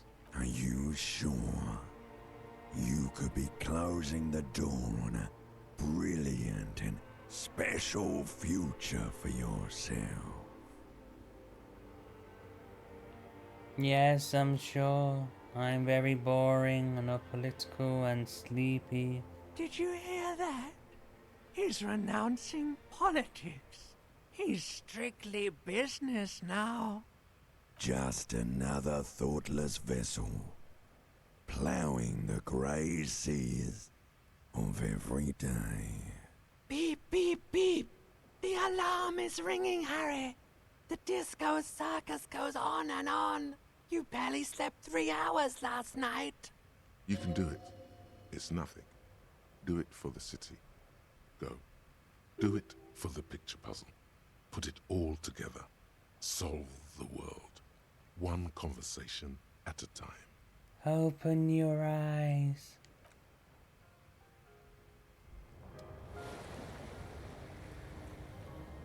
$7:30. Okay.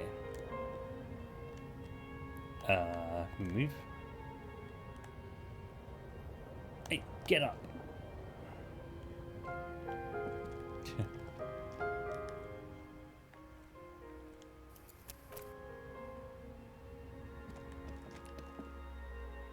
Right.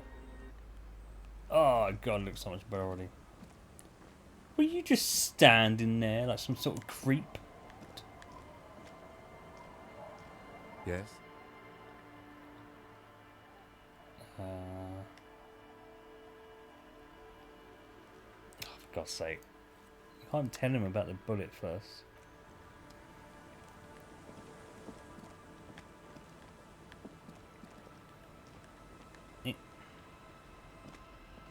Our tenant, the policeman. I hope the waves don't keep you up at night. What can I help you with? Why was there a bullet under the floorboards of your shack? Damn that girl. She murmurs softly. A bullet? The tenant turns to you and gives you a little nod, then turns to the washerwoman. You didn't put it there, did you? She did. Gone and hid things in there?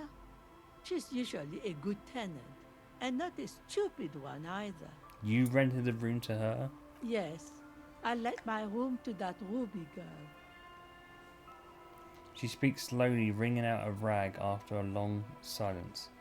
Her hands move into the water bucket. Some water sloshes over the edge. As I've done before when she's been in trouble or just looking for solitude. I've made it clear. We welcome all kinds of people here. Okay, and when was this? She came last Friday, left on Monday in a hurry. What has she gotten herself into, that girl? She seems genuinely worried about her previous tenant. She's seen her hiding out from trouble before. But this seems different. That's for the police to find out. Right then, please answer each question to the best of your ability. I'm sure we have a few. So you said she left on Monday. Yes, early with the dogs, around 8 o'clock, I think. She probably heard the Lieutenant's Kanema drive by, and it woke her up, just like it did you. Kim, she must have heard your Kanema. Yes. That is a downside of having a 130 kilowatt engine. It lets the bad guys know when you are coming. Is the room exactly as she left it? I cleaned it, like I always do. Was there anything else there, though? No. The truth, sire. What is she like, this Ruby? She's good company. Knows how to talk to an old woman. At my age, you don't get a lot of quality conversation. So I really appreciate that about her. Did she talk to you much during her last day? No, she was mostly silent this time. Kept to herself. What do you mean? She tried not to let it show, but I could tell she hadn't come to fish. Usually she likes to cast a few lines, but this time she mostly stayed in her room. Why do you think she left a bullet there? How would I know? She's a gruff one, but not violent. She doesn't go around toting a gun. She looks back toward her shack, thinking. You could ask her about your hunch, that it was a desperate measure. See if she thinks Ruby fits the bill. I have a possible explanation in my mind. Aye. Do tell. It's an exit plan. Exit from what? Her life? The lieutenant stops writing for a moment. He looks at you, then at the old woman. No, she's a fighter. Not a quitter, like you sometimes get, son. She really believes that. Does she have any technical equipment with her, like radio stuff? Not that I know of, though she was into nice music. She once showed me a few mixtape millions she'd made. She brushes her forehead with the back of her hand. The water drips to the ground. Although I guess she was pretty handy with the mechanical and technical stuff. Even fixed the heater in the shack. You should be thankful for that. Yeah, perhaps I am. But where does she go? I don't know. Further up the coast. She tried to leave quietly, but the hinges on that door screeched like a cat in heat. Woke me up. I heard her rushing in those heavy boots, heading up north. It's a peninsula. She might be trapped. You'll never find her, you know. She knows the coast like the back of her hand. You only just arrived. I wouldn't worry about that, ma'am. We are persistent.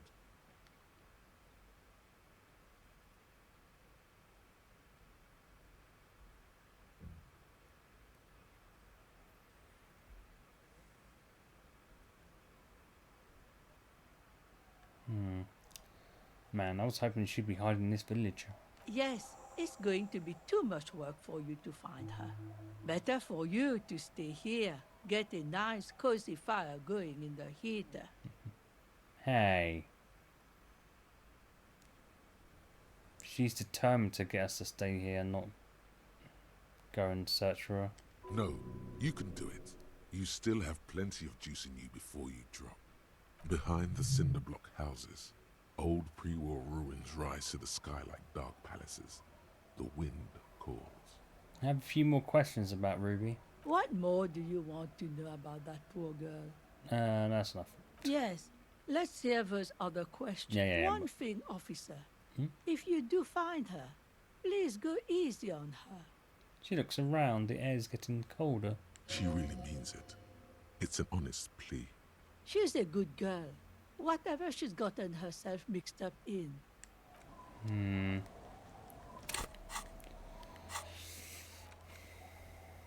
She has a vision, went up the coast, explored the coast for signs. I suppose we've got to put the envelope in the mailbox in the plaza.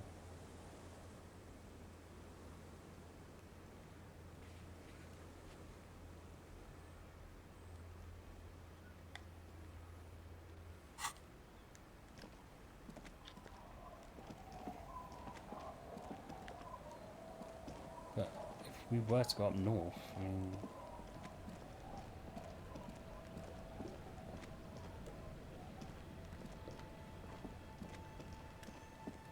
Look at the map. Oh look, it says you are here. I swear, it only says that because we've bloody got this quick travel. Oh, so we go towards like the left, I suppose.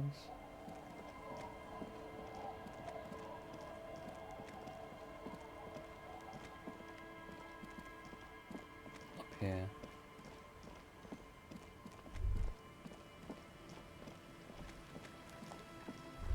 Okay, so before we explore there more, let's go and put that envelope in the... Oh, there's two kids there. Oh, they probably weren't there because of the time. It was too late.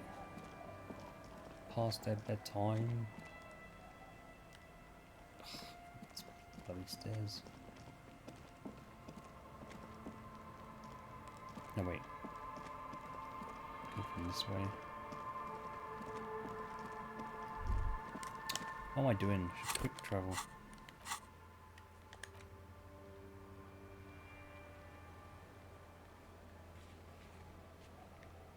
Huh? Oh, for Christ's sake.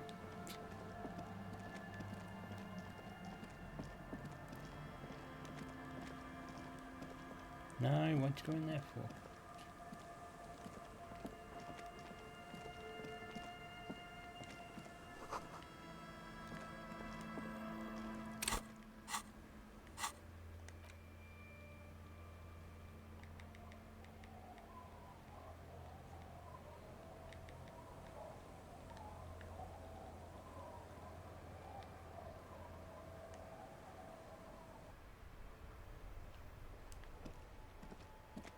The plaza. Is that not this?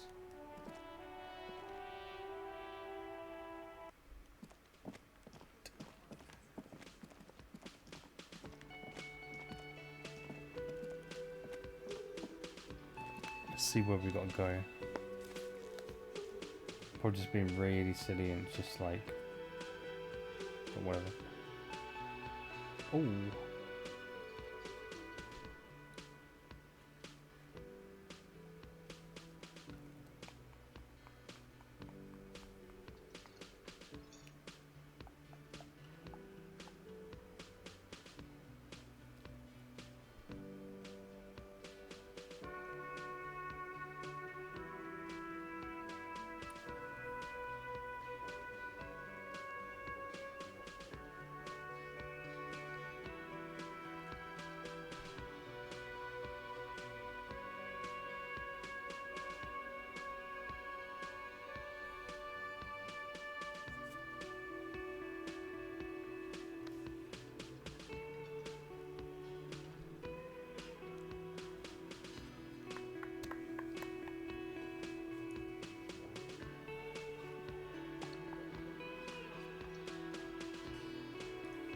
Alright, let's have a look then.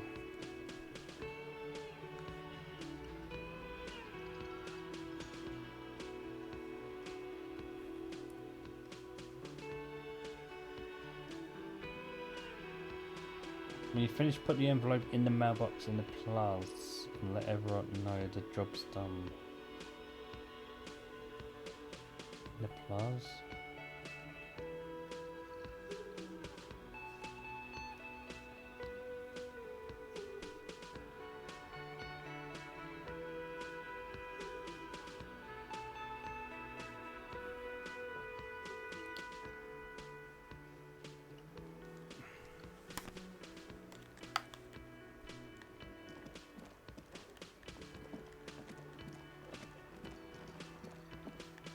Hit me by the plus.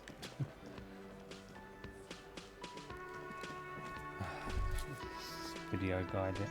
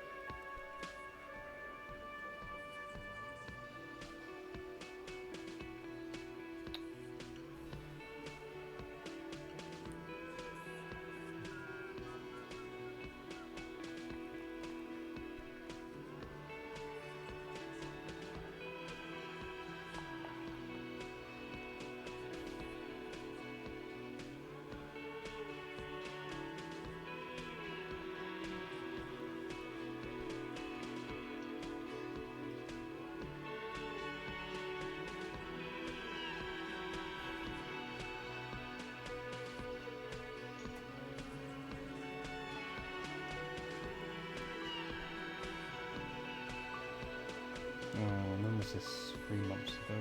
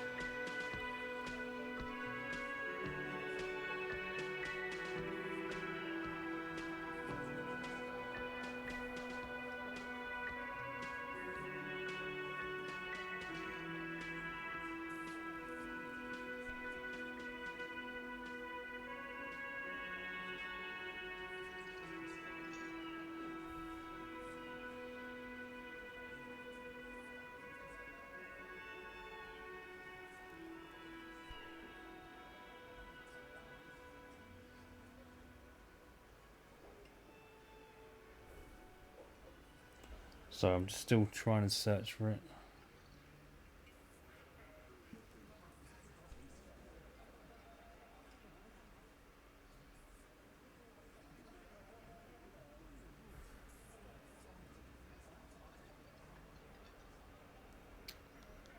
Come on.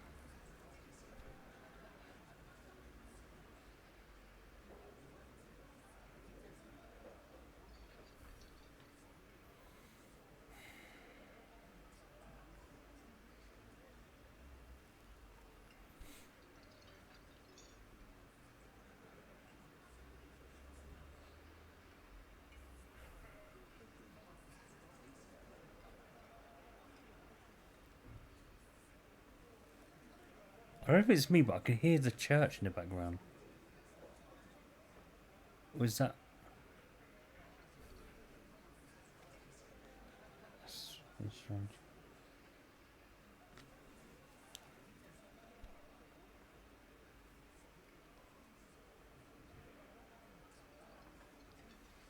Oh no, it's just outside.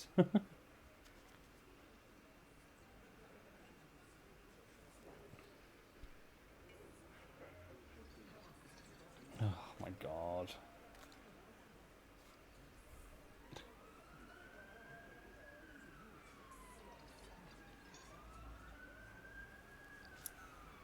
I don't know where this mailbox is. Does it say on the map?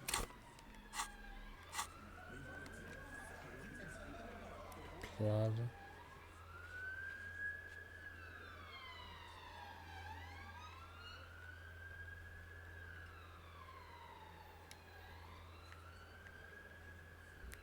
I may have to close that window.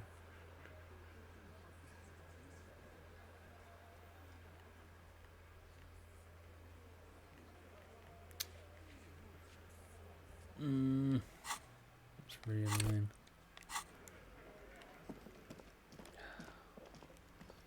Have I even come across a mailbox here?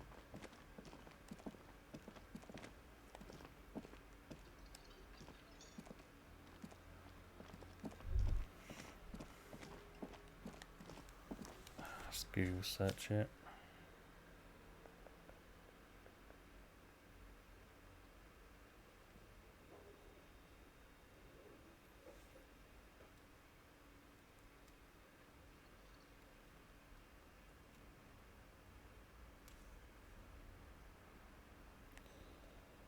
The mailbox used to mail Everett's documents is located in the plaza directly in front of the Whirling Rags hostel. Okay.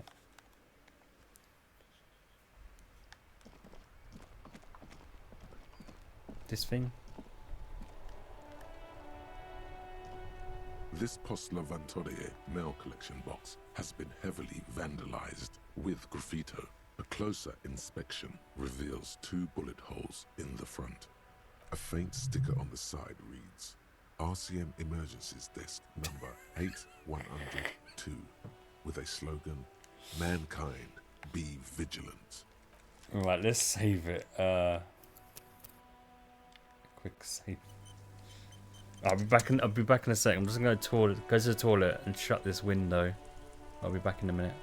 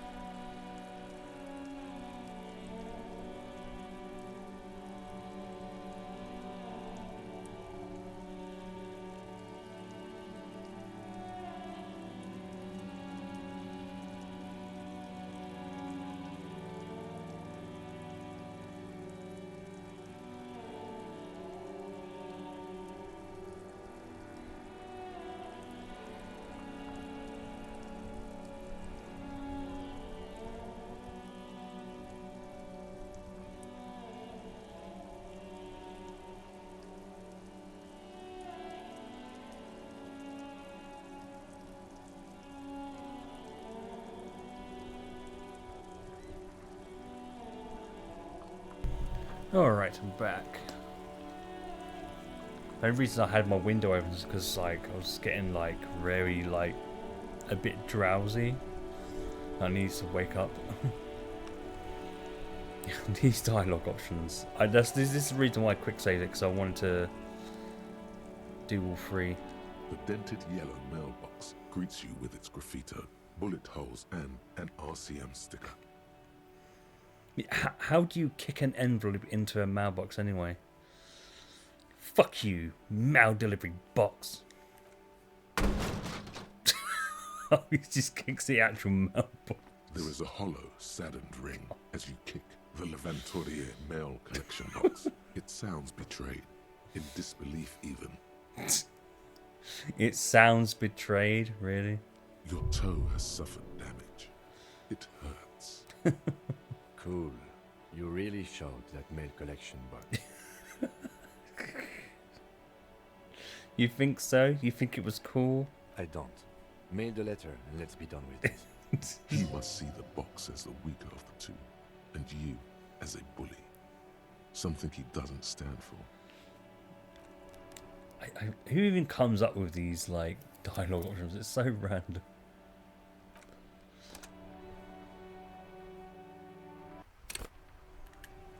The dented yellow mailbox greets you with its graffito, bullet holes, and an RCM sticker. Good mail delivery box. Good mail delivery box. You a good one.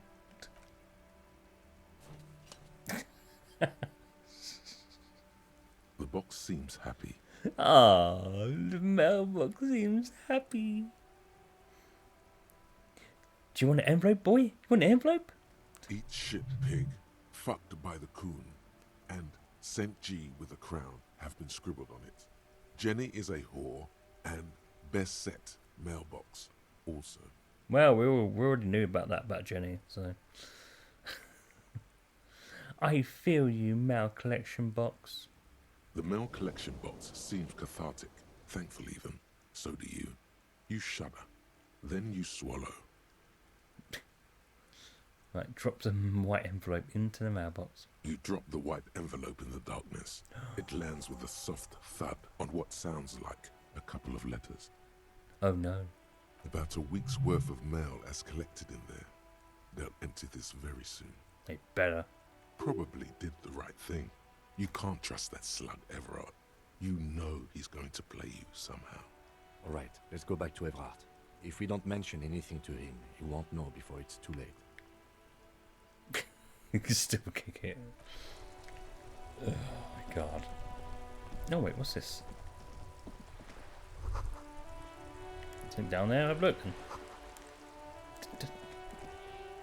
Stupid Brian, go out of the way.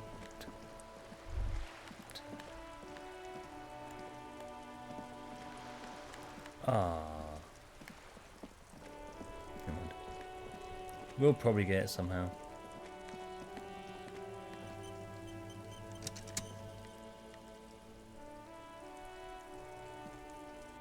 Just like pat the mailbox as if it's like a dog. Did you enjoy your envelope mailbox? Can I help you?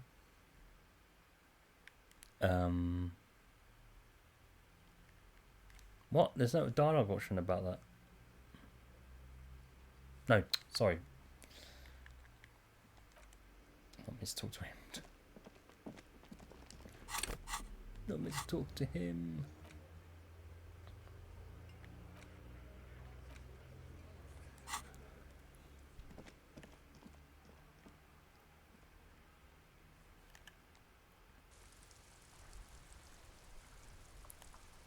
Go this way, actually.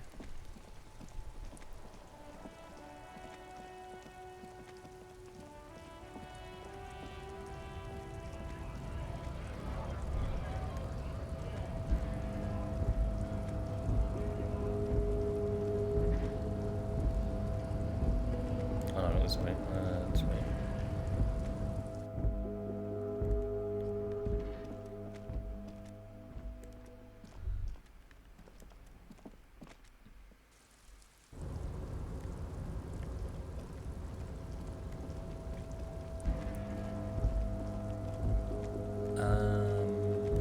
No, not that way.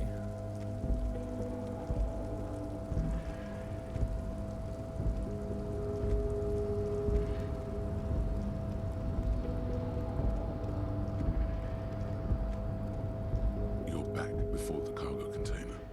You attempt to your left.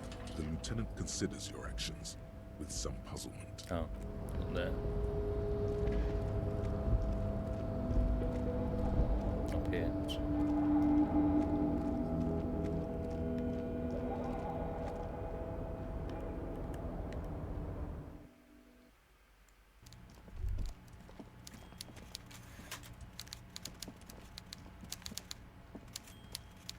Mr. Dubois, every worker?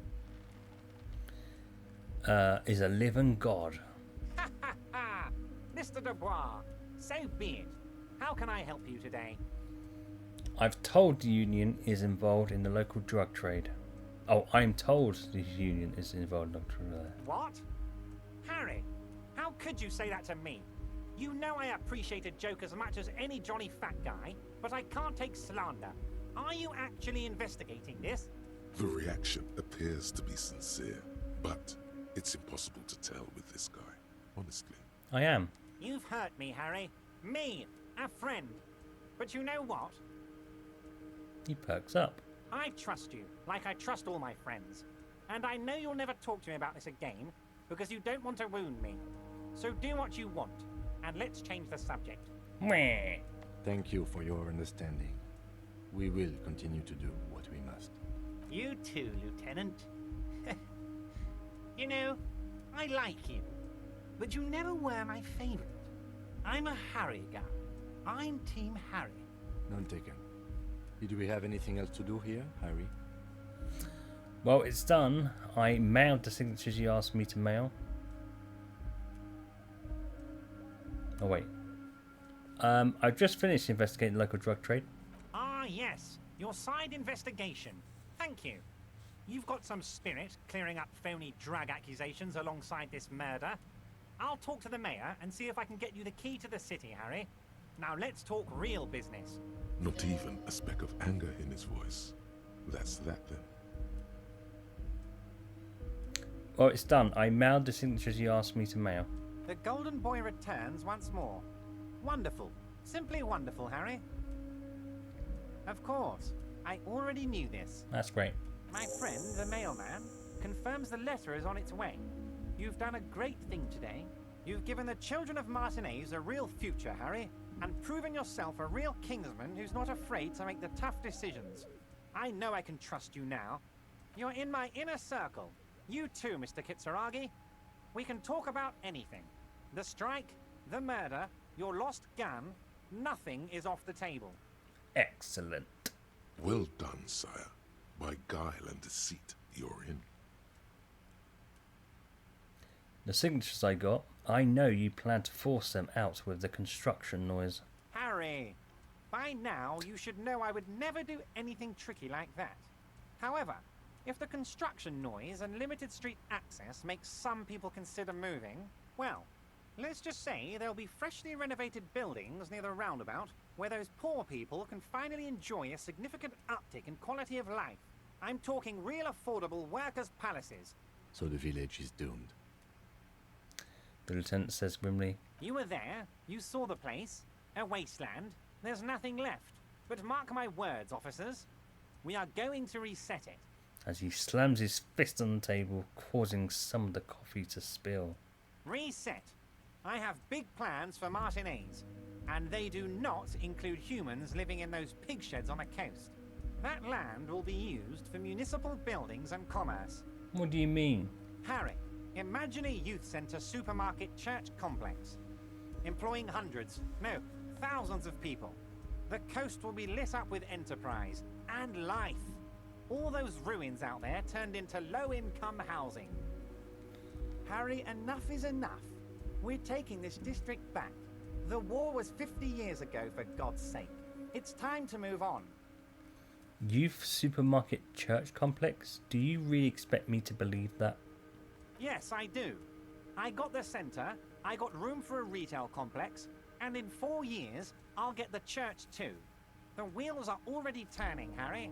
The wheels of progress. This post-war limbo, I won't stand for it. There are kids practically playing with their own feces out there. It cannot go on. I don't think that's happening. There is true indignation in his voice when he speaks about the state of things, and even a touch of pain. I knew you were up to something. Damn right I'm up to something, Harry. I'm gonna make the working man as rich as Joyce Messier. That's my job. Just like yours is to keep the peace. A true flash of anger in him, as he thinks of her. Did you order the hanged man killed? Order it? You know my men didn't kill him. They told you. It was a happy accident. You know how it is. No one takes the initiative. If I wanted him dead, I would have had to do it myself. And I'm too fat for that. What do you gain from him being dead? Why, a war, of course. And what do you have to gain from a war? Victory, Mr. Kitsuragi. I have victory to gain. We are going to start a war with the Wild Pines group and win before they even realize there is a war. They're trained military people. Aren't you afraid for your men? Harry, we outnumber them 1,500 to 1. And that's just Martinez. With all the unions in Revachol, and with public opinion on our side, we can hold off 2 men, or 15 men, or even 50 men. The more they send, the worse it's going to look for them. They made a huge mistake hiring those guys. No one likes foreign mercenaries. The leftists hate them, the fascists hate them, even the moralists think they're in bad taste. How is this connected to the strike? Harry, there is no strike, only war. Class war. Or, in business terms, a dawn raid. Or wait. Is that when you still pay them something? Because we won't do that. We're not going to give nothing. We're going to take Terminal B away from them. The roads, the gates, the containers, that big crane, even the damn coffee maker. We're going to take all of it for the people, and fuck Wild Pines. The word fuck rings like a gunshot from his mouth. He doesn't swear often. So that's why you haven't let Joyce in? Yes. It's also why I let that midget Gaumont go. He's too nice. I can't put him through this. Plus, he knows how to get in here. That woman can't tell her tits from her arsehole. She has no chance. What? Tits from her arsehole. It's a local saying. Okay. Why are you telling me your plans, and by the way? Because we're friends, Harry. Besides, it doesn't matter now. You can go tell her if you want. It won't change the course of events. We have a significant head start. It's already happening. Who killed the hanged man then? No idea. Could have been his own mother for all I know. If you ever find the guy, give him a big fat kiss from Everard Clare. Couldn't have done it without him. He really doesn't know. The guy, huh? Well, how do you know it's a guy? I don't. I told you it could have been his own mother. I'm pretty sure it wasn't anyone from the Union. Maybe it was the mob. Or maybe he killed himself because he was a closet socialist. Truth is, I simply don't know. He really doesn't. How many of you guys are there in the Union? 2,372. Plus yours truly, of course. 2,373 is a sizable contingent for a labor organization in Revachol. And they're all well motivated. At least the ones you've seen. So how are you going to fund your new independent harbour then? Oh, you mean what sort of goods are going to be flowing through? How am I going to replace all the contacts we'll lose once the poo-poo hits the fan? The clients will ditch us. Harry, we've thought of everything. Clients would take a well-known multinational conglomerate over a local mobster any day. You can't possibly hope to continue like you have. Clients will leave en masse. Sure, some will go, but mark my words. The company will be unpleasantly surprised to see how many of them stay loyal to Martinez and to the new competitive contracts we can offer. With renewed zeal sparked by communal ownership, the men will be shipping those containers double time. You'll be surprised to see how fast things go without parasites latching on. We'll have our hands free to pursue bold, exotic new revenue streams. That's drugs. Drug trafficking. Drug trafficking? Don't be stupid, Mr. Kitsuragi. There are perfectly legal, 100% ethical chemical factories on the Samarin Isola. You don't need to be colonialist about it. All they do is produce components to keep the pharmaceutical industry running. That's people's health we're talking about. Old grannies, little babes, people with disabilities.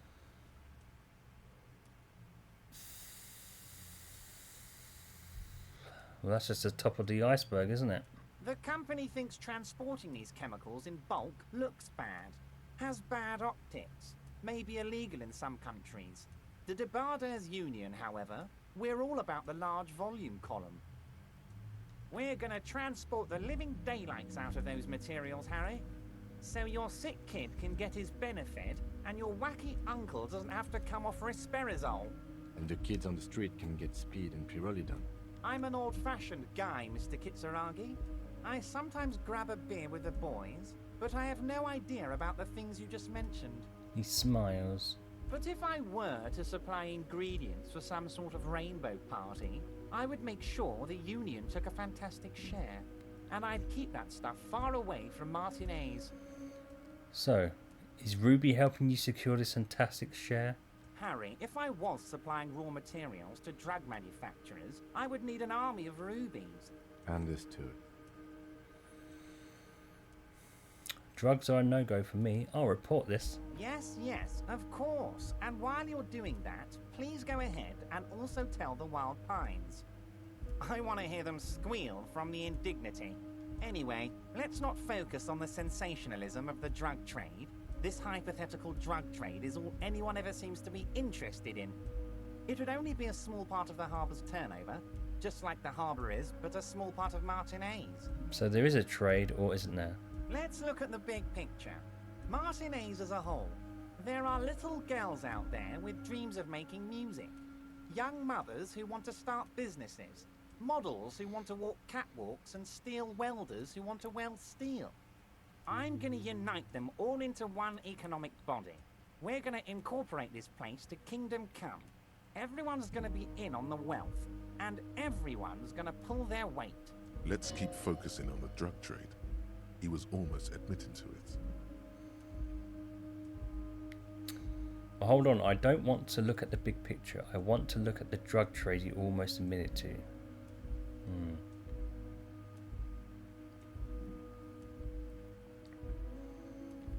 No, Harry. That's boring. All right, it's gone. The hypothetical raw materials trade is off the table.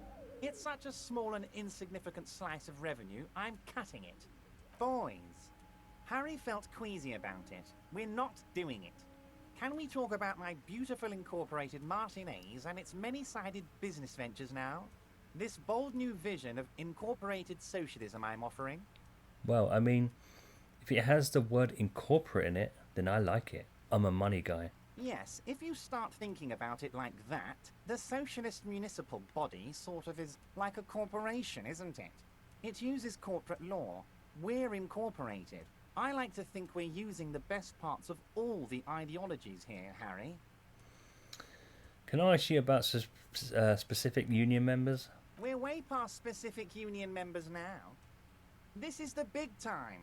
We're talking about the future of Revachol here, Harry. You can bother Leonard with that. He loves to run his mouth on such matters. But I'm in big-time mode, Harry. Can I get my gun now? Harry, I've got to be honest with you. Your gun was found 2 days ago. Withholding this information weighed heavily on me. But it had to be done. Fine, where is it? An old woman has it, and let me tell you, Harry, word on the street is she's a character. So watch out. This must be the woman who bought the gun from Roy. The one he described as terrifying. So the gun's still with the woman who bought it from Roy? Yes, the same one. I see you've done your research. The pawn shop made the gun easy to track. Crazy stuff, Harry. Selling your gun like that? Wild. Anyway, the neighbors of this old woman contacted my men because they trust me and the Debarders Union. Apparently, she was waving it around at the entrance to her building. Waving the gun around doesn't sound good. None of this does. She was waving it around at people? As I said, she's a character. I didn't have time for details. It sounds like she's unstable, but don't worry. No one got hurt. Well, who is this old woman? Unfortunately, I don't know anymore.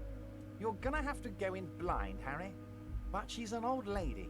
How dangerous can she possibly be? Oh, and she calls herself the Pigs. There it is again. The pigs. Like Roy said, not good at all. I, for one, find it refreshing. Finally, someone calls themselves a pig.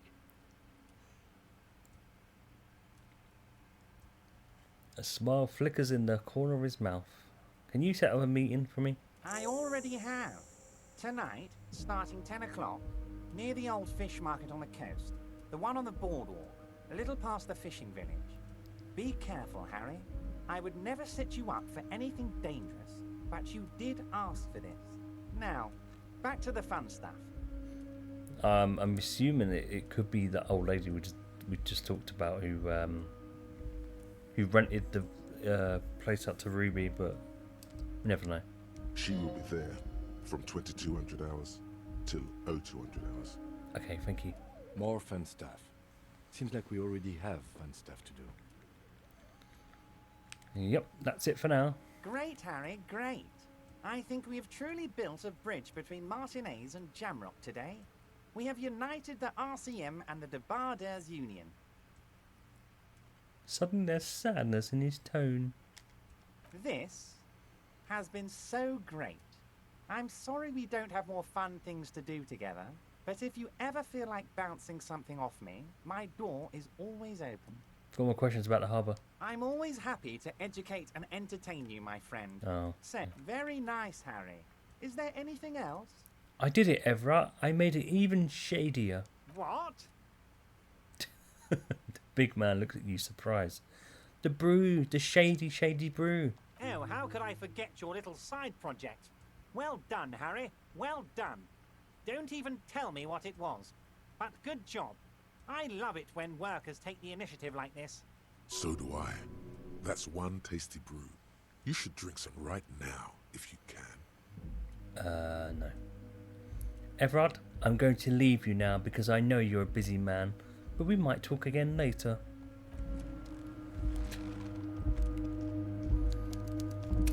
Right. Ooh.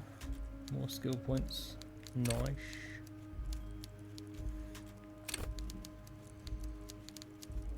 Okay, let's go for that. Or perception. Oh, let's grab this one.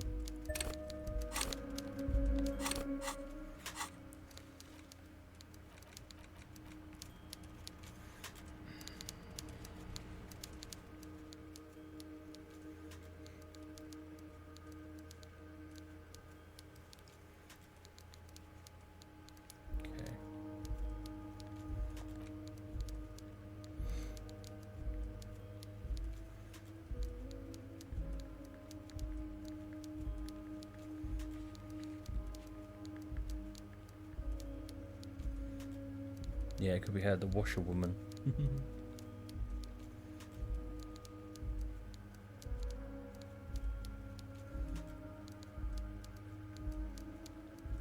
Padlocked door. We haven't come across that though, have we? We haven't got to the church yet.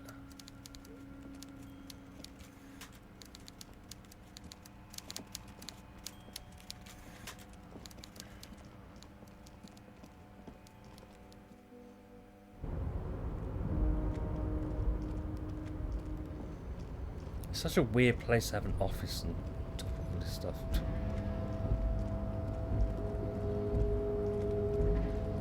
Nope, I'll go back downstairs. Wait a minute. You're back before the cargo container. Its drawer has not lessened rhetoric. since you were last here. If anything, it's... Persuade door to open. This. Practice the art of persuasion. Enjoy rigorous intellectual discourse. Okay.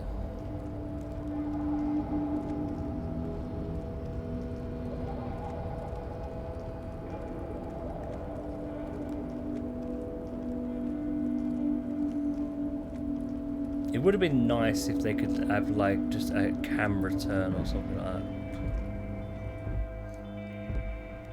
It's just a little bit tricky and annoying doing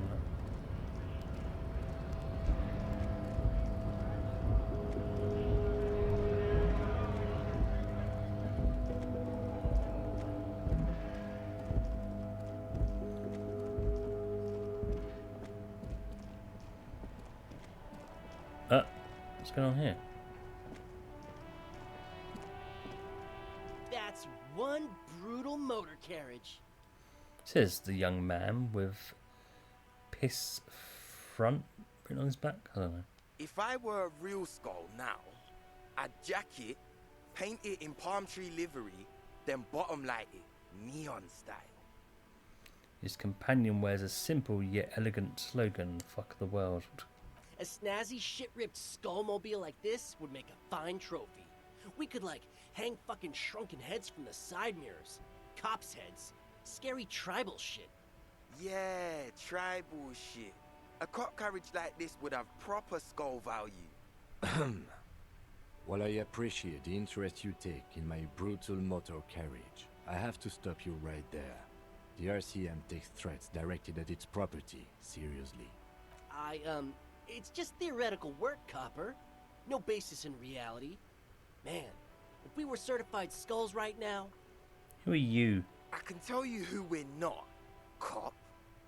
We're not snitches or skulls. Which is not to say that the skulls are bitches and... On the contrary.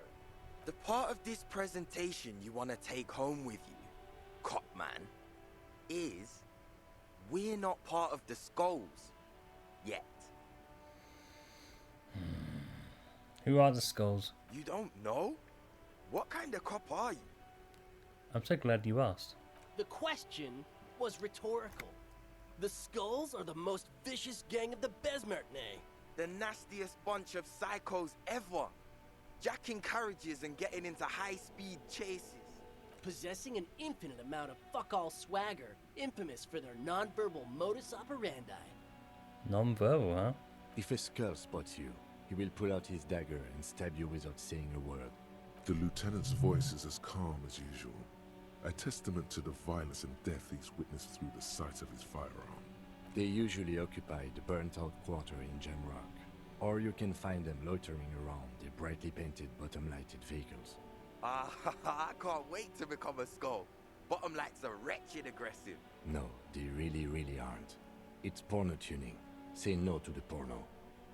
Do you know anything about the murder that took place here? Murder? A man was hanged in the backyard of the Whirling Rags. Yeah, sure. We'll gladly tell you everything we know about it. It was a man. Also, he was hanged. Anything else? He was hanged from a tree. Yeah, I mean, duh. These punks don't know anything. Let's just move along. Hey, stop right there. How does one know anything? I'm not going to entertain you this any longer. Sure. Understandable. Fuck, and I appreciate your effort, though. Do you guys know Cindy the Skull? Oh, yeah. Cindy's a right proper skull. Young man's eyes glaze over, his voice filled with longing. Yeah, a true artist of the future. Just like Arno van Eyck. By the way, if you see Cindy, give her our regards. He has returned from whatever void he was just visiting. Odd. There isn't a hint of hate in them. It's like they're piss and fuck the world out of some kind of moral obligation. I think I know what that word is that is bleeped out. I think we can all guess what that is. The lieutenant on your left is unusually lenient toward them. Who's Van Eyck? Old man, it doesn't matter. You'll be long gone before his greatness is recognized. Yeah, I guess you're right, I'm pretty old. Yep, old as fuck. Yeah, man. It's like at death's door. No wonder you know nothing about the future. You won't be there. So why aren't there more skulls in Martinez? The Union does their share of policing in Martinez, at least where gangs are concerned. That's why there isn't much organized crime around here. Don't you worry about that. We're gonna make up for the deficit. Yeah, we are. Your rhetoric is confusing. Are you part of the skulls or not? We're not franchise skulls. Well, not yet. Once we get our name out there, we'll have a chance to join them. And what makes you think the organization will accept you? Because we can be just as psycho and vicious. You'll see. Ah, you'll see for sure once we're in. It's the last thing you'll ever see before the void consumes you. You don't feel very scared. Are you implying I might be in some sort of danger? Young man raises two fingers to his temple. An imaginary hammer hits the cartridge.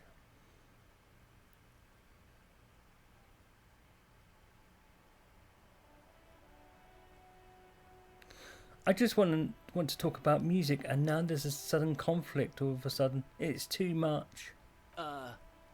That's right. You should back off and let silence rule supreme. What is wrong with you? Now you're just empowering these punks. This is ridiculous. Boys, do you know why the gang is called Skulls? Yeah. The skull symbolizes the embrace of death and nothingness, present in all of us. The vehicle of our future operations. Death and nothingness. They're called skulls because when you are shot dead in the middle of the street, the skull is the only part the stray dogs want to eat. Just trust me and follow my lead. So, boys, you want to feed the dogs? No reply. The blonde rebel scratches his chin, deliberately not focusing his gaze on anything. He looks very uncomfortable. The other one shuffles uncomfortably, nevertheless continuing to steal glances at the lieutenant's motor carriage. So why aren't there more skulls in Martinez? The Union does their share of policing in Martinez, at least where gangs are concerned. That's why there isn't much organized crime around here. Don't you worry about that. Yeah, we are. Right, enough. Mm-hmm. What's with the jackets? What about them? Why does your jacket have piss on it? Well, first off, it's a statement and not necessarily something that characterizes me as a person, even though the statement has character. And I do like piss. The word piss epitomizes the struggle taking place in the world. Things being defined as they seem, not as they are. And, I guess, it's also about communal spirit, the future, and truly appreciating our differences. Also, you've got to admit, it catches the eye. And since the Grand Piper is slowly but steadily moving towards basing the economy on it, attention, it is imperative that the medium itself convey the message. What? What I mean by this is, we are all pissed, and that the world is inherently meaningless. Why do you have "fuck the world" written on your jacket? Like I said before, many men keep searching for the one, for so-called true love, which is actually just obsession masquerading as kinship. The thrill of the chase, the hollowness that fills your chest cavity after catching it. I'm wondering if the poetics come with the jacket, or are they derived from something else entirely? To catch a fish, you'll need to hurl the lure many times, and even then it isn't certain that you'll get anything. If you blow up the lake, though... Blow it up. You get more fish in a shorter time. And, for time is of the essence and fleeting ever so quickly, one must think of a way to fuck the whole world and not get caught up in fucking someone. Because when one fucks everything, he fucks nothing. And that, to me, feels glorious. Sticking your dick into the void. Is it a coincidence that here we have two badass jackets and two badass cops? Hey, Kim. Yes? Do you think it's a coincidence? What is? That there are two of us and two of these jackets? What are you implying? Well, which one would you wear? I'm not sure I understand you, detective. Are you more of a piss or fuck the world kind of guy? Neither. Come on, Kim, it's just a mental exercise. Fine, if only to end this discussion. Theoretically, if I were a juvenile delinquent, if I were to already be down that path, I think peace is the stronger of the two statements. No way. Oh yeah, it was.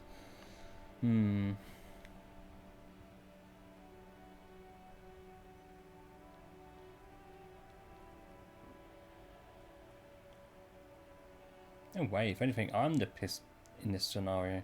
Fine. Fuck the world just seemed to fit you more, considering your heroic exit attempts. So are we done here? Or... you don't need us around for your secret whisper party, do you? Oh, Half-Light. Ask for the jackets for yourself and the lieutenant. No. Don't ask anything. Be subtle and scary. The boys dream about being skulls. Use that. Boys, with those jackets, you're going to be skull kings in no time. What? No. Skulls don't have kings. I think. And we're not even in yet. Yeah, man, keep your voice down. Skulls don't take it lightly when folks pretend to be them. We're not even prospects yet. Not even prospects and already aspiring to be kings. Wow, you boys are ambitious. Only prospects and already planning a coup in the skulls. You're destined to go far. He gets it. Passive-aggressive flattery. Shut the fuck up! Are you trying to get us killed? Now bring it to the jackets and, yes, start shouting. Yes, we want to be cool killer skulls too, like you guys, but we don't have skull jackets. Please be quiet. What? What do you want? The jackets? You got it. No need for cruelty. You offer us your jackets like that, I'd be impolite to refuse. Oh, man. Okay, I get it. Skulls don't really wear slogans anyway. This was stupid. Fuck. God. The lieutenant watches the boys take their jackets off with mild amusement. Remember when I said I liked the one? I got it. You can have the other one. That's okay. I wouldn't wear either one anyway. Why not? They're a pair. We could really use raise hell. Go undercover. Hard. This case doesn't require us to go undercover or raise hell. In fact, I don't think the jackets will be useful at all. I just wanted them to not have them anymore. Okay. Cold-hearted cop. Well, whatever. I'll take both of them then. Do. I'm fine with that. The jackets are meant to complete each other. If a man was standing alone on a street corner with "piss" written on his back, it'd just be an individual that has taken a liking to urine.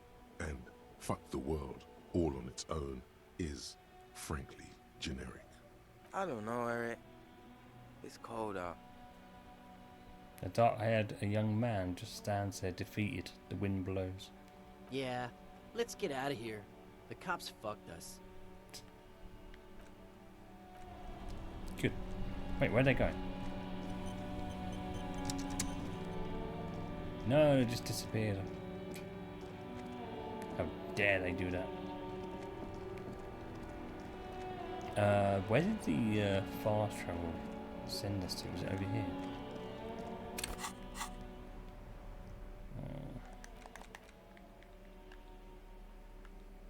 Drama, Half-Light.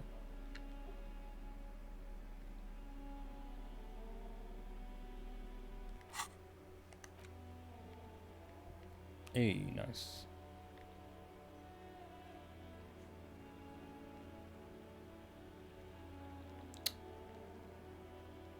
Trouble here. Where's the trouble here bit?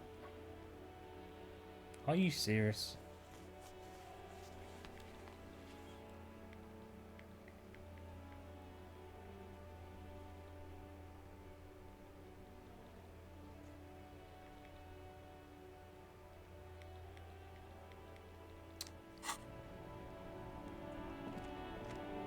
Maybe it was in here, but I couldn't.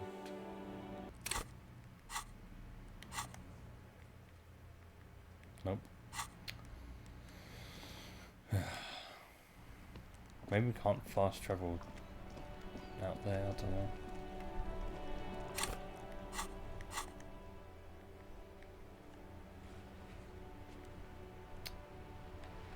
So stupid.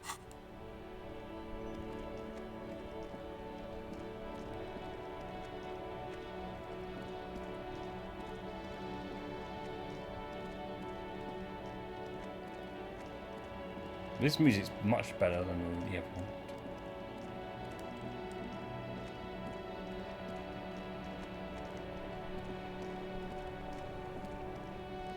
Wait,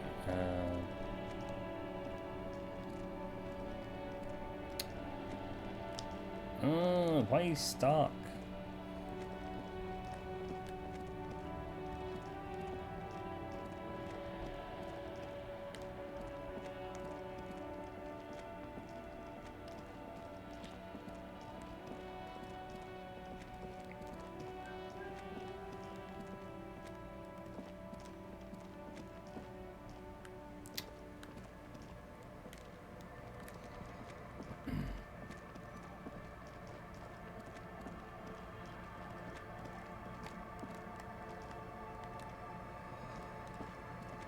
here.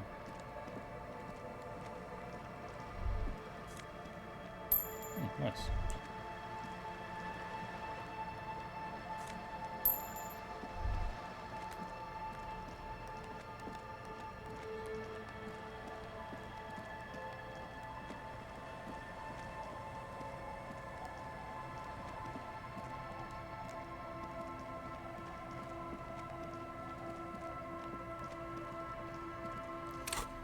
Right,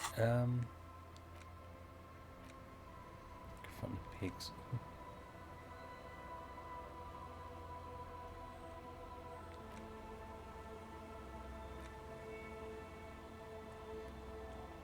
Oh yeah, we could be up to dice from the dice maker. No, we'll do that afterwards. Want to explore more.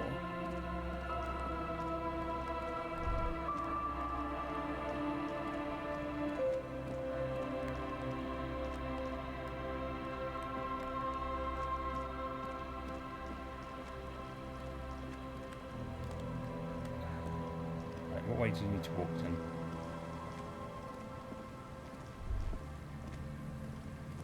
Walk here maybe? Oh, it's so awkward trying to walk around places. And go down here? No?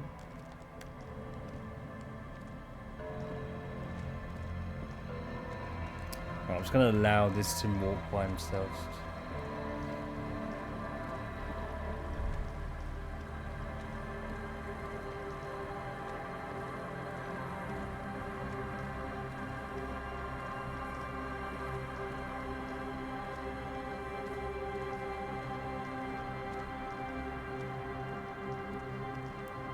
I genuinely thought that path was part of the building.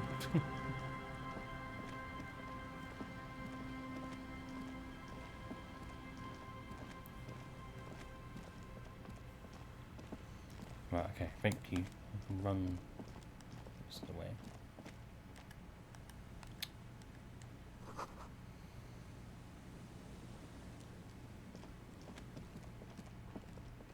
Steps.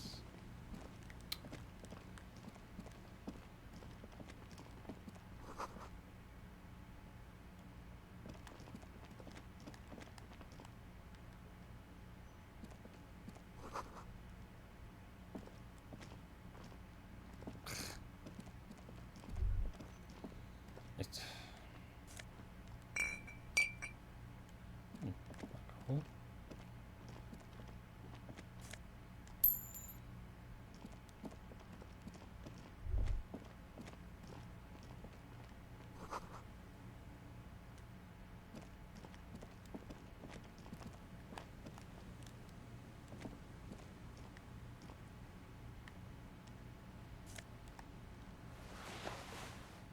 What the hell's that?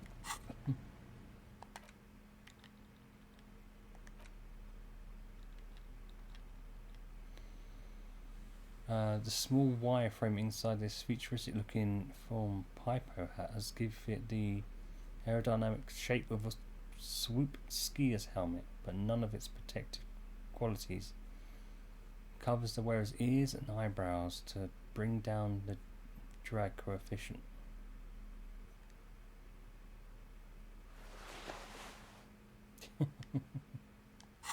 Well.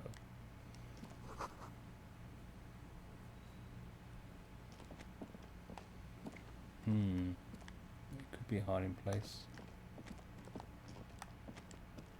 More monies.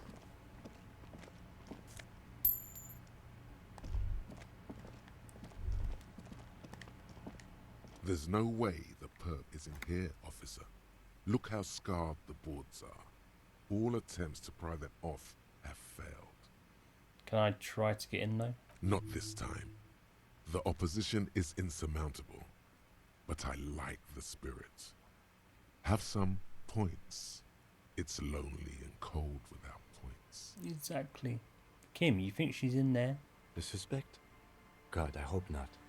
I can't see a way in, though many have tried. There's something on the side here.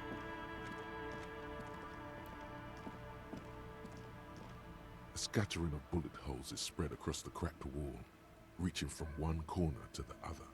Look, Kim, even more bullet holes. Something's definitely gone down here. Correct. The density of the bullet holes is unusual. Even in a general average bullet hole frequency in Martinez sense. Grim affairs. Meaning, this is a lot of bullet holes. Looks like fully automatic rifle fire. Something you don't see these days. Why not? The manufacturing and sale of automatic rifles was curtailed after the revolution. The destructive power of such tools proved to be too much.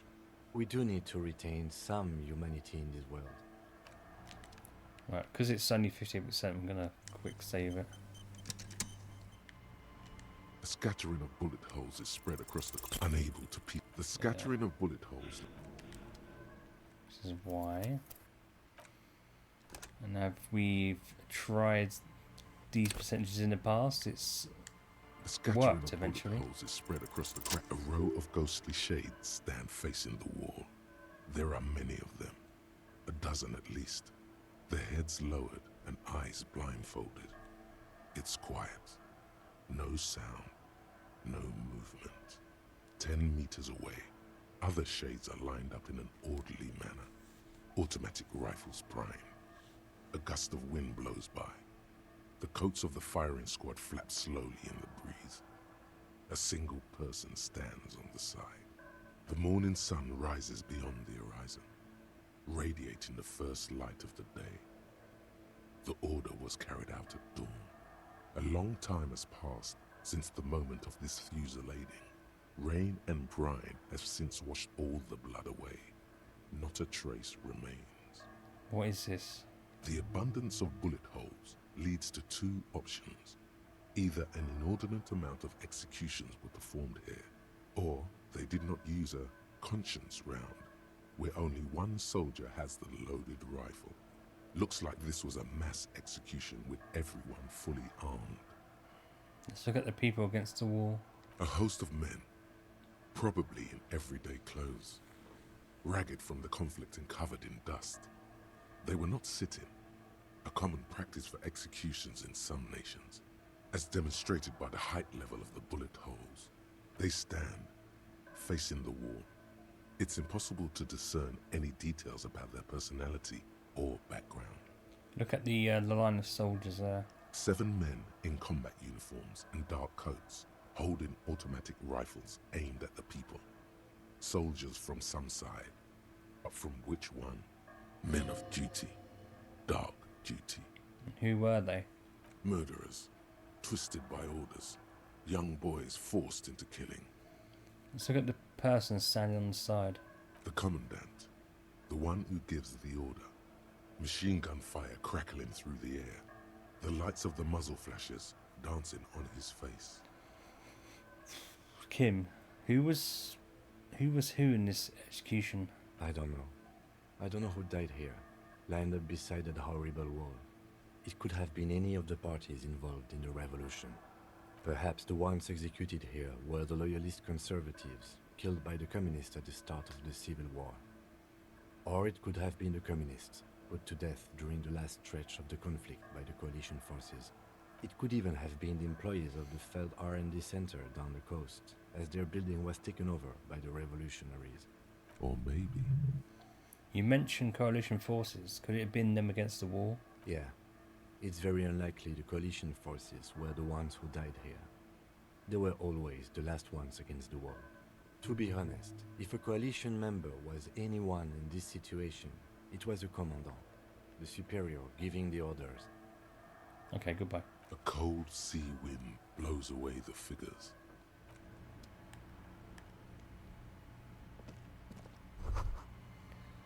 Oh, take a booth.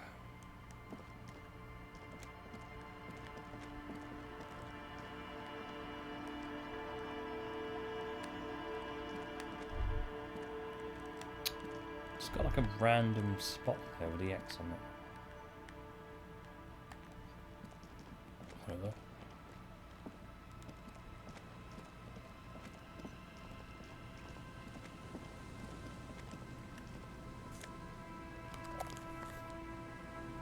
Sunglasses, huh? Magnesium.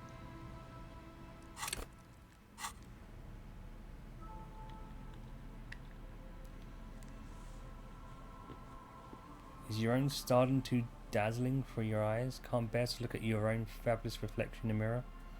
And take these classic oversized sunglasses are for you. We already have sunglasses on there.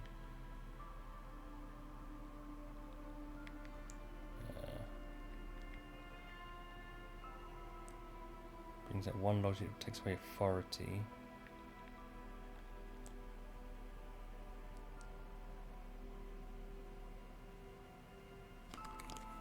Got one.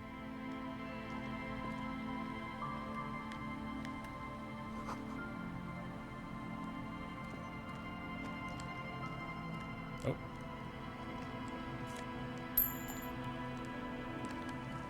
It's always handy looking out for these.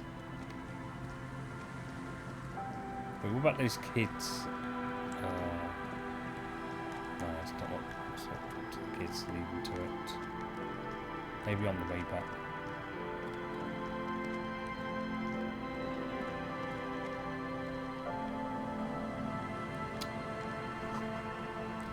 The boy bobs in the water, the number of it says 11. So, where are we on the map? Does it show us?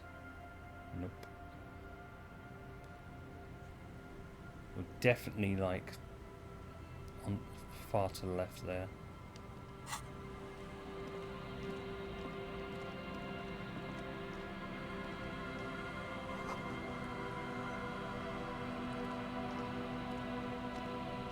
Oh my god. Here we go. Nice and easy. No way out, little guys. Not out of this jam. There's a cylinder on the ground in which the man is arranging some netting. It looks like some kind of trap. He notices you. Who's there? Oh, the police. Hello, officers. Is that the police? Why are the police here? Don't worry, Gary. I'll handle it. Wait, Gary? Wasn't this Gary mentioned earlier? Maybe the water lock is fixed. Like early in the game, I think. We were supposed to go back to Martinez a couple of days ago. That damn water lock is broken. Yeah, that was me. I broke the water lock with my motor carriage, but it's fixed now. You can go back. You broke the water lock with a motor carriage? There was a billboard in the canal. Not a vehicle. It said Samaran Butter. Nope. See, I jumped over the cow now in my motor carriage, tearing through the Samaran Butter sign, which obviously fell into the canal, blocking the gates, and as I landed on the other side, I used a pawn shop as a launch ramp. Why? Because I need to get to the ocean. Sure. But you said the water lock is fixed now. So we can go back. Mm-hmm. Did he say we can go back now? Yes, Gary. We can go back soon. He turns to you. Oh, you haven't been littering here. This is an unspoiled wilderness. Wilderness? You must be joking, officer. Oh, that's not overlapped. You got me, but what are you doing here? I'm looking for a rare insect. The Insulindian phasmid. Fieldwork. Nothing quite like it. He's the kind of robust man who feels most at home outdoors, doing strenuous work in places where most people wouldn't venture. Morel, cryptozoologist. I'd shake your hand, but... He displays his gloved hands, which are glistening with sewage and silt. His hands are large and weather-worn, but also used to delicate, precise work. For all his passion, this man is diligent and patient. You could learn things from him. I'm looking for a suspect. Have you seen a woman with red hair who seems to be on the run? I'm afraid not, officer. I've been busy digging around in the reeds for days, looking for signs of insect activity. I'm less interested in mammalian concerns, to be perfectly honest. Mammalian. The lieutenant takes a short note in his notebook, then gestures for you to proceed. Tell me about this phasmid you're looking for. Well, first of all, it's damn difficult to find. which is why we've been knee-deep in the reeds laying traps for it. What makes it so difficult to find them? Good question. Being a phasmid of the order Phantasmodea, a ghost insect, it disguises itself as plant matter. In this case, the reeds. Awful lot of reeds around, aren't there? Oh, God. And I suspect it may have also developed other specialised techniques to protect itself from predators or scientists, in our present case. What sort of specialised techniques is the phasmid used to hide itself? It's my hypothesis that it has evolved certain electrochemical defences that allow it to interfere with animal perception, impeding pattern recognition, confusing the visual cortex. But I cannot describe how these defences work, much less how they evolve, without studying a live specimen. How big are they? I'm expecting it to be quite giant.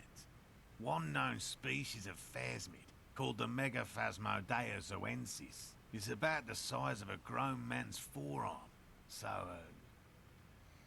Yeah. Seems puny, to be honest. Well, why are you so interested in this stick bug? Aren't there more sensational animals out there? typical rookie assumption. Insects are much more sophisticated creatures than those unversed in zoology give them credit for. Even simply catching a glimpse of the Insulindian phasmid would be the apex of of any cryptozoologist's career. But to study it and its defences, find out how it stayed hidden so long. Shakes his head. Would be glory itself. And what have you discovered about it so far? Very little, I'm sorry to say. No one's ever captured a specimen, so all our information is based on first and third-hand accounts. So no one's found one then? Not yet. That's what makes it a cryptid. Just out of curiosity, if there's no proof of its existence, how do you know it's real? I know it's real.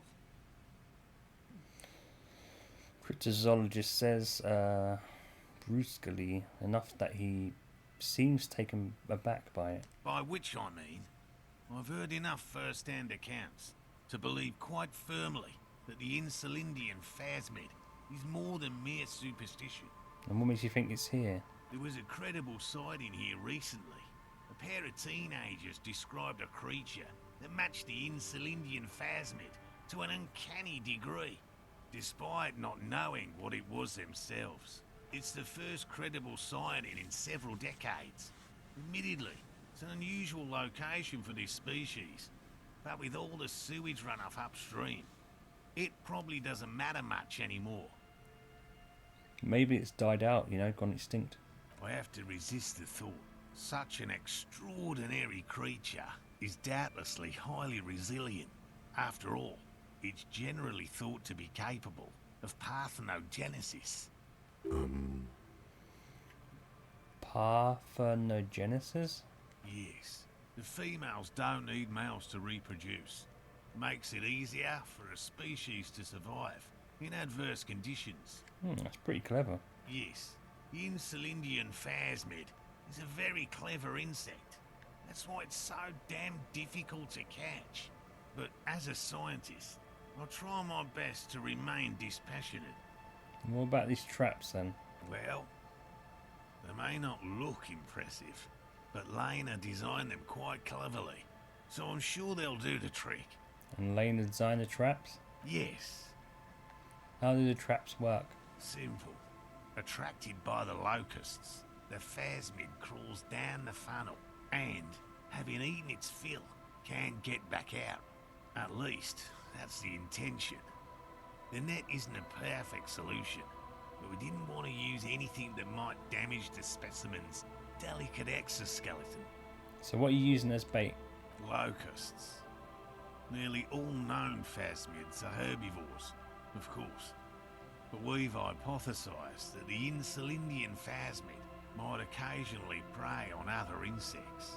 Inside the traps, a number of locusts crawl and tumble over one another in a tiny, chittering swarm. A meat-eating stick insect? Does it pretend to be the reeds as part of its ambush behavior?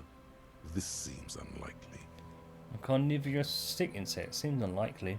Thank you for your opinion. We have also included plant material in the traps to satiate your skepticism. And what if these traps don't work? They'll work, I assure you. The predatory hypothesis, using locusts as bait, accounts for the failure of previous efforts by other teams, which use plants. We have given this some thought. The traps do seem to be deftly and thoughtfully constructed. It's clear the cryptozoologist's wife knows what she's doing. Okay, let me ask you about something else. Yes. What? Lena seems pretty eager for you to return. And I'm eager to return to her, I assure you. But I can't leave before we finish with these traps. My wife understands that just as well as anyone.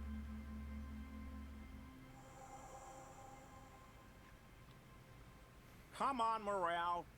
We've been soaking out here for days. It's time to go back. And leave the traps? Absolutely not. I won't let Lena down. Come on, she wants us back. I'm soaked up to my nuts over here. We'll both catch reed crabs if we don't dry out soon.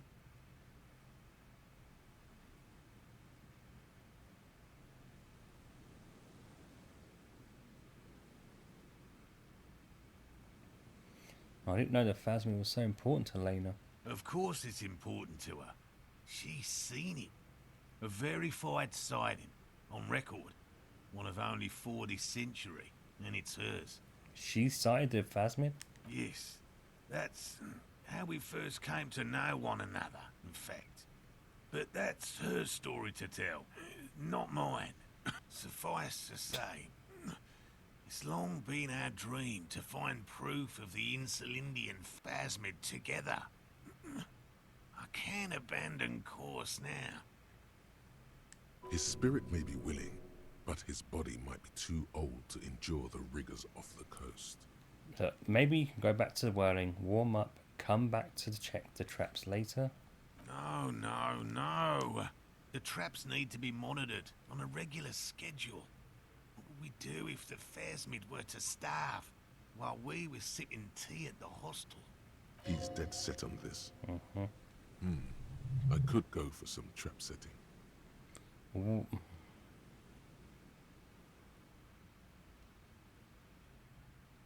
What if we check the traps for you? I didn't expect you to take such an interest in our work here, officer. Well, cryptozoology and detective work are very similar. Yes, indeed. Both require a great deal of research, attention to detail, and, above all, persistence. Where are the traps? There are 4 in total. One is to the south, on this little peninsula, by the boathouses there. It's very near. Another we set in Land's End, to the northeast. It's behind a small sand dune there, on your way to the old radio tower, after the church. The third is set near the canal, where you crossed, by a concrete slab. A big thicket of reeds going up the slope, and among them... He gestures to the trap in front of him. You should check at least one of those before returning to this one, since I just said it. This one's more of a technicality, but still, better safe and stupid than sorry. That seems like a lot. Do we really have time for this extracurricular venture? But Kim, maybe our suspect is hiding out in the reeds along with the traps. I have a feeling the only people foolish enough to spend their time skulking among the reeds are these poor fools, and us. But fine, it's not like we are drowning in leads. What do I do if there's a Phasma in one of the traps? Bring it to me at once. Just make sure the trap is closed tight. He's not comfortable with the possibility that you'll claim the find, but he's lying about this even to himself. And what if I encounter the Phasmid in the wild? That's highly unlikely, officer. But in the event you do, I'll spray you with a pheromone mixture I developed. It's made of musk and research chemicals. The pheromone should attract the insect to you, or at least prevent it from bolting at the sight of you. It's quite potent. Will last you about a week. Okay, lay it on me. Wise choice. He douses you with the odd smelling spray and then gives you a satisfied nod. I hope you're not buying this. He dispenses it without letting you touch the canister, so it would be precious like holy water. It is precious. A single dose cost me 50 real to develop. Not that I expect you to understand self-financing one's own research. He looks at the lieutenant with disdain, then puts the spray back. I'm ready. Let's get to it. Right. Which means you two can pack up and go back to the whirling. Whatever he thinks about this detour, it's clear that these men are exhausted and in need of assistance. Finally, someone's talking sense. Thank you for your help. Gary and I will start breaking down camp. If you have any more questions, now's the time to ask. We'll be gone once you get to it. If it's more cryptid-related business you want to discuss, you'll have time for that later too. But what if the information is vital on the hunt? I'll get going. I think we've exhausted enough dialogue.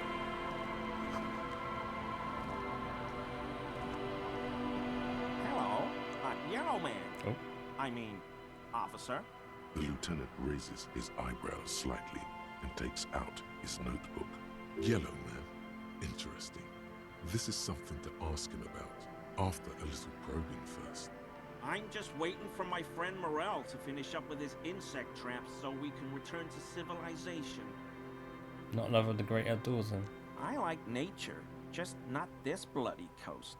It's mostly drunks and degenerates that come here. Degenerates? This man respects authority too much. To see the truth inscribed upon thine own visage. Pretend thou art a paragon of virtue. I'm none of those things, I assure you. I am by the books, clean as a whistle officer of the law. I'm not even tempted to touch intoxicants. I've been tempted on occasion, but someone has to stay strong for Revacol. His gaze shifts to the pile of soggy logs at his feet. He pronounces Revacol with a hard K, unlike other people. Serious question time. This man is no innocent. No one is. You said Revacol? I like to pronounce it the hard way, the old way, the Vespertine way.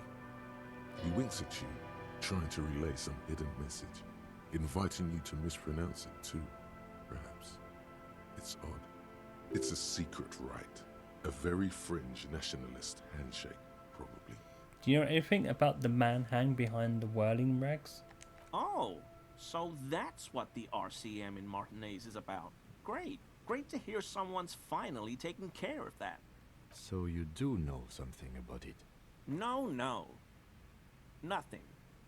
He was some kind of mercenary. But everyone here knows that. I'm just glad to hear you're looking into it. That's all. He didn't kill him or anything, but there's something going on here. Is this your mug? My mug? Why would you think that? Well, you said the Yellow Man. That's not something many people go around saying. Really? I hear it all the time. All in jest, of course. No offense meant to anyone. Still seems suspicious. Did I mention the mug was found at the scene of a lynching? Okay, I admit it. I threw the mug away in the trash container behind the hostel. I know I shouldn't have, and I am very sorry, officer.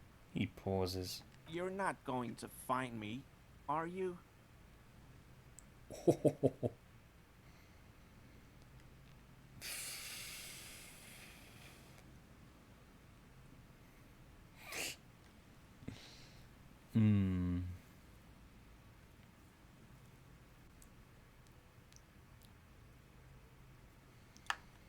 Nah, Gary, I just want information. Whew. Thank you. You won't regret this. I won't use another man's property to dump my garbage ever again. I don't know what got into me, really. Work has been stressful lately. Damn Koiko's price dumping us out of competition. What did you do, Gary? Nothing. Just answering some questions. Helping out the law. Here we go. Start pumping that sweet info. So how did you get into the trash container? I know a guy who works with the trash collection services, CS Municipal. He gave me a master key for the trash containers of Martinez. Why would you need to get into everyone's trash? So I can use the Whirling's trash compactor to store my own stuff. Garbage disposal is expensive as hell. The damn Hemians run it like a mob. I'm sorry, okay? I thought I could cut costs. I shouldn't have. I shouldn't have disgraced myself. Disgraced? No need for the histrionic, sir. It was, after all, just a trash container. He studies his reaction. Gary doesn't answer. Gary, did you put the clothes of a murder victim, the man who was hanged behind the wearing rags, into that trash container? Officer, please. Let me explain. It's not like that. Do. I was only cleaning up. I live right across the yard from where he was hanged, and I saw him stripped naked. All the clothes lying around in the yard, smelling. People are animals, you know? Yeah, sure. Okay. What happened? Then I came out to clean up the rags because no one else would. I put them into the Whirling's trash, along with a broken mug, admittedly. He changes his mind mid-sentence. Okay. I was coming to throw the mug away, and, well, I threw the mug there and the clothes too. Right. It was just civic duty. Exactly. That's exactly what it was. Civic duty. As he shifts uncomfortably, a series of clicks, like the clinking of glass beads against one another as they roll across a hardwood floor. You've heard this sound before, but where? What was that strange sound just now? What sound? The clinking I just heard when you moved. Really? He fans his arms out slowly, and this time his motions are soundless. There's lots of weird stuff out here in the reeds, though. Insects, trash. Could be the wind shifting some garbage nearby. You wouldn't know anything about the victim's missing armor, would you? Armor? No. I mean, yes. Of course. I know he was wearing armor, but I don't know anything about it. No, I should play the bloody backup. An infant could see he's not telling the truth, but he's too scared to admit more wrongdoing. Just do this again. What's that strange sound? What sound? Don't mess with me. I think you know what I'm bloody talking about. I haven't the slightest. There's lots of weird stuff out here in the reeds, though. Insects, trash. Could be the wind shifting some garbage nearby. I hope I can help your investigation, in my small way. He's visibly relieved it's over. Don't be so relieved yet, Gary. This bad cop may have been in your apartment, admiring your mug collection. Perhaps a little intimidation?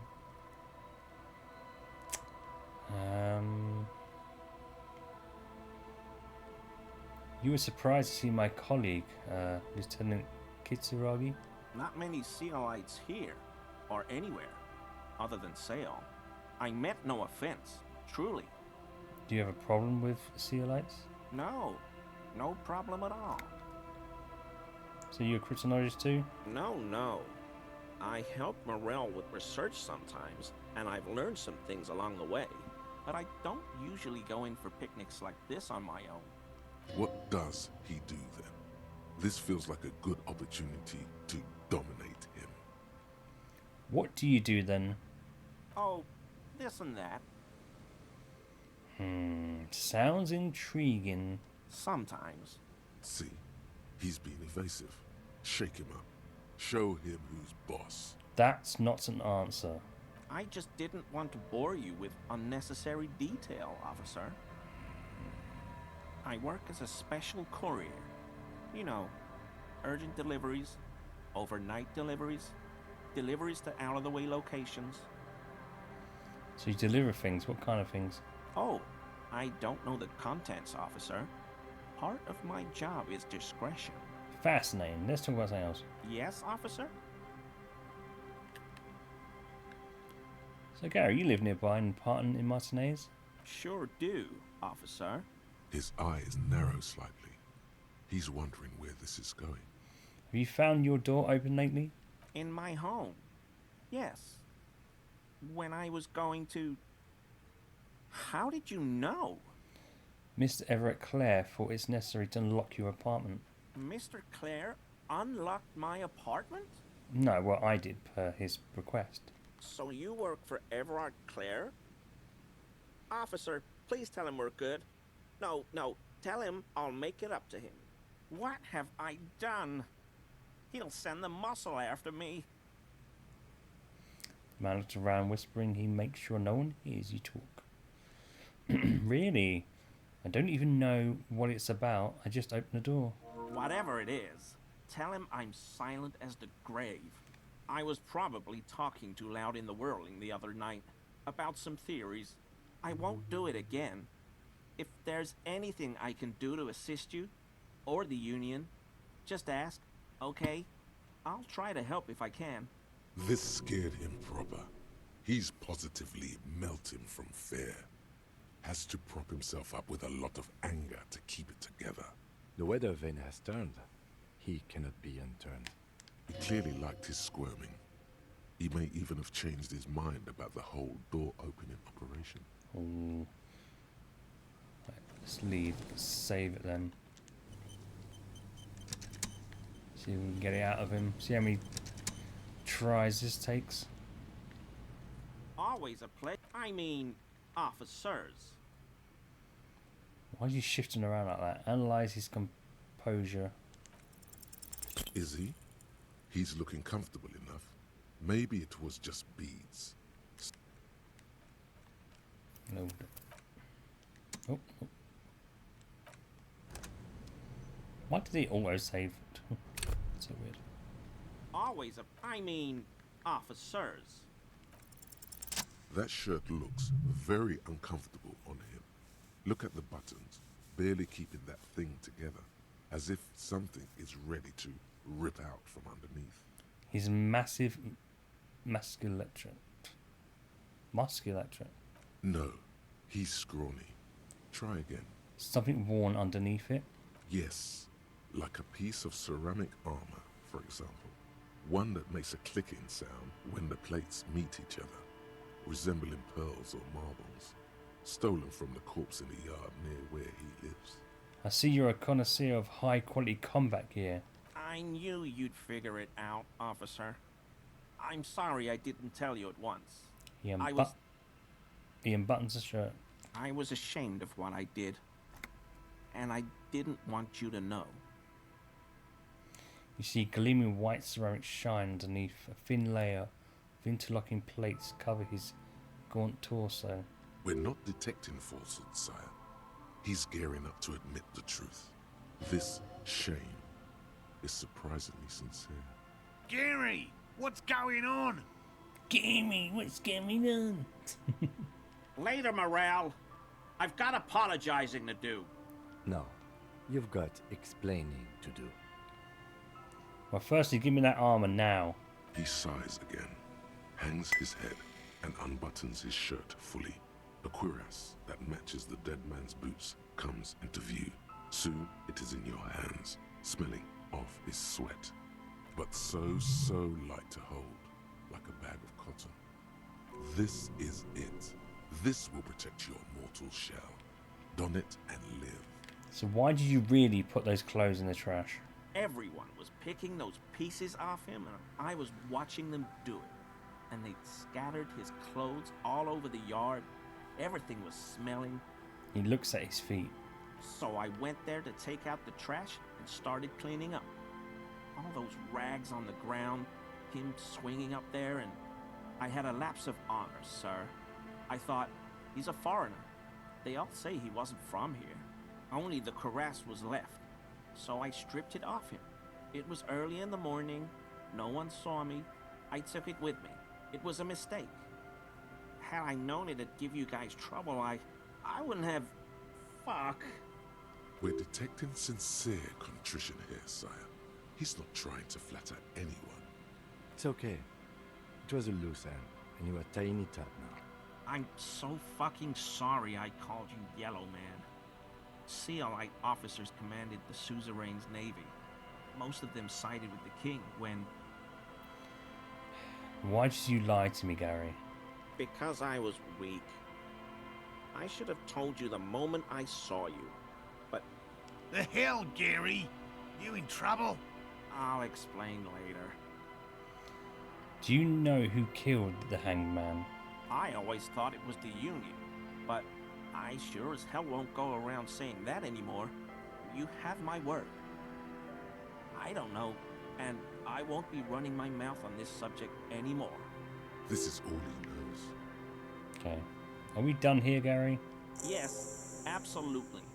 I will never do anything like this again. I won't mess with Mr. Clare either. You have my word. You bloody better not. But thank you for your cooperation.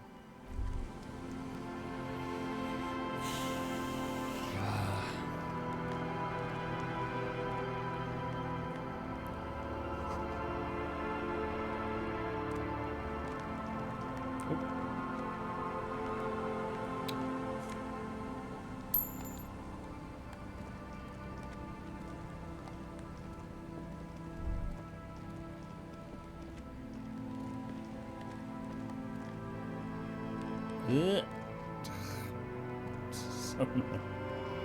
So annoying getting to move around. Who's this guy?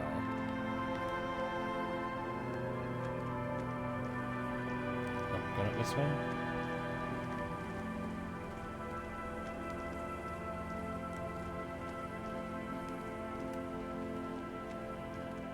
And Mikhail noticed the windows, especially with how there are no windows on the south side. This was to deal with. So we're gonna have to stop soon, but we can carry on for a little bit longer. A blond man stands next to his son, pointing to the weather-worn ruins. He sees you approaching and smiles. You officers, come to investigate the historic subtext of West Martinez? I'm Tran Heilostam. You must be Kim Kitsuragi, right? I was just telling my son about this building. Not a lot of people realize the historic significance here. Very rich in hypertext. Nice to meet you. Hold on, hypertext? Yes, hypertext. Young Carp and the collection of cultural hyperlinks. He's just making up fancy words. This doesn't mean anything. Wait, what was that about the windows before? Oh yes, so Mikhail. They had to deal with monitor glare, especially in the summer. They still had vector monitors back then. That was 49 years ago. So they didn't have windows on the south wall. You and Kim know each other? No, I can't say that we've met before, but I've heard of Kim, of course.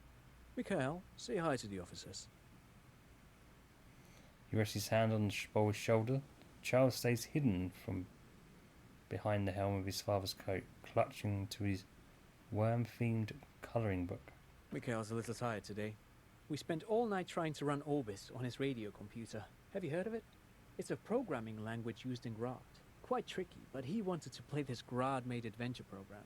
We've been getting really into Worms lately. The man speaks in the artificial cadence of a professor, or someone who's been on too many radio shows. But I assume you're not here for giant worms when there are so many real things to see. Just as I was telling Mikhail before, this is where the Coalition landed in '08. We could be standing on what is the most interesting landmark in Revachol West. Oh, I'm looking for a suspect. Have you seen anyone suspicious around? No, I'm afraid I can't help you with this one, officer. It's just a regular day off for me and Mikhail here. So you haven't seen anyone around? No, I'm sorry. As I said, this is just a day off. We just arrived anyway. There's something friendly and familiar in how he says that. A day off. He's telling the truth. He hasn't seen anyone. It's also fascinating about an empty old building then. Aha! But it's not just any empty old building. He raises his hands to his eyes to shield himself from the pattering rain. All four of you turn to admire the mural before you. What not a lot of people know is, this used to be the R&D department of Felt Electrical. And Felt, which now sells ink cartridges mostly, was once a top dog in the turn-of-the-century cybernetics boom. Hold on. What's R&D? Look at the building looming over you. It looks old and weathered, with seagulls picking apart its stone and metal carcass. Bushy undergrowth has taken hold of the collapsed rooftop. Some kind of bird has set up a nest on a broken windowsill. So what's an R&D department? Apologies, it's an acronym for research and development. They don't use it anymore. You're probably more familiar with RTD, Research and Technological Development. Mea culpa. You are not familiar with that one either. This man is a bookhead. No, I never heard of that. That's not surprising. Only a vestigial ink cartridge and ferrotape manufacturer remain. They started out as a midway electronics outfit in Königstein 2 centuries ago. After an aggressive move to Revachol, Feld became a global player in the emerging personal electronics market of the pre-revolutionary era. Still, Tricentennial was beating them in business machines. But Feld had an ace up their sleeve. Or should I say, they were developing an ace up their sleeve?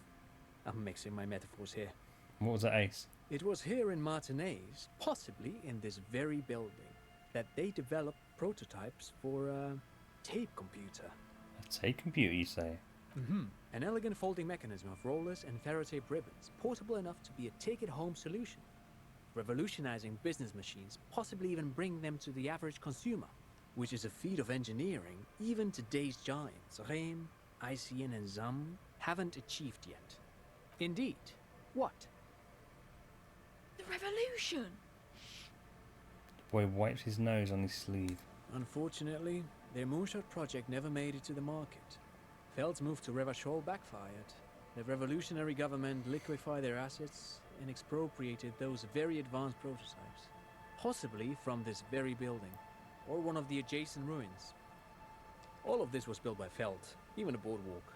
Wild Pines built Martinez proper as a resort for their middle management. Feld built this side of town for R&D.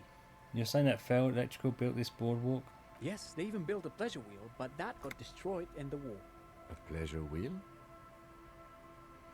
Tent looks wistfully at the horizon as if picturing gondolas rising to the sky. Perhaps reminded of a childhood memory. It's clear he would prefer there were a big wheel lighting up the coast. Yes, to lure in their star engineers. This part of Martinez was nothing but reeds before Feld arrived. They had to make the prospect of living here attractive. It was supposed to become a global center for innovation in cybernetics. But history had other plans. And what happened to the engineers? Oh, I'm afraid it didn't end well for the boys. But this story is a bit too dark for little Mikhail here. Now, if you were to ask about tape computers... Yeah, what did the revolutions do with those advanced tape computers? They used them for military communications, but also to write and send out press releases, the most notorious example being Le Décret de Mars. What was that? What's the Mars Decree? I mean the radio transmission sent out to news agencies and world governments by the newly created Commune of Revachol on the 7th of March in the year 02. It's a beautiful piece of text, actually. A singer-songwriter I know, Charette, called it a love poem to Revachol on her political concept album, Bon Baiser dans ce Lind. You should read it. Every local library in Revachol stocks a copy of the decree. I might have it. I tried to get Mikhail to memorize it. Tried to. Someone was much too interested in worms to be paying any attention. The kid takes a peek at the green and silver worm on the cover of the book, already forgetting about this part of the discussion.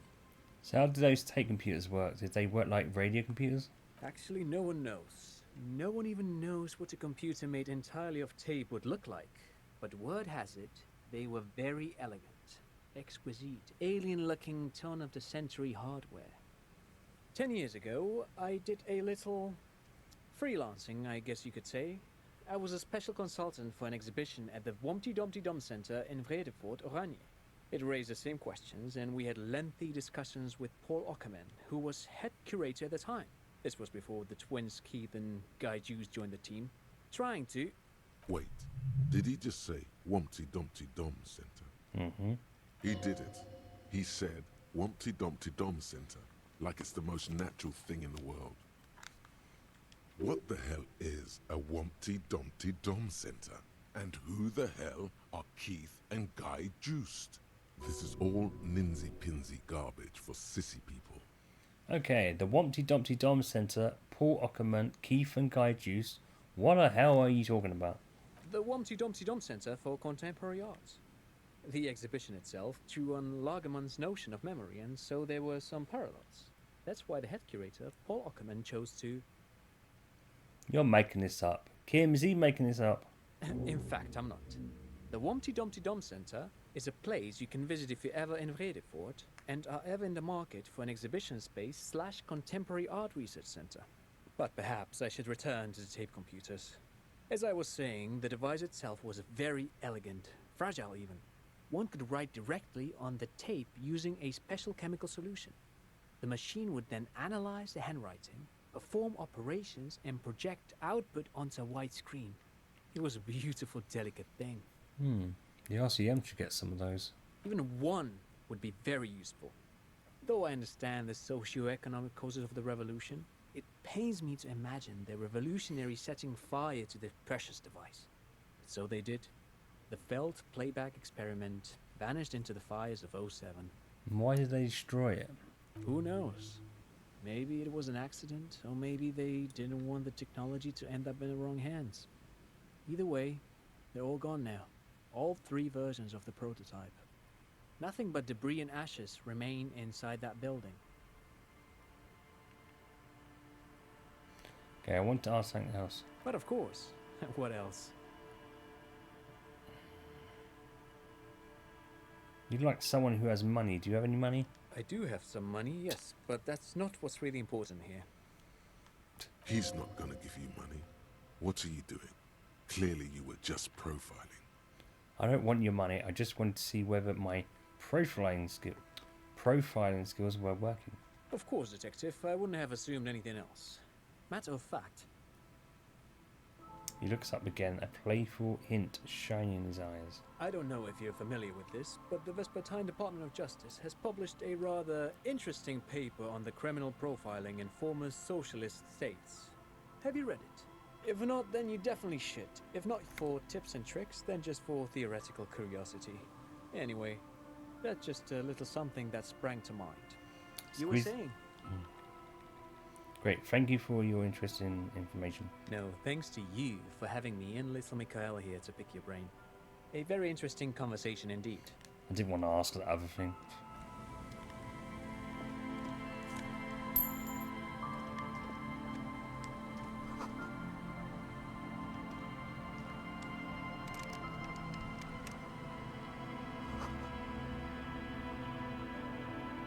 Skill point?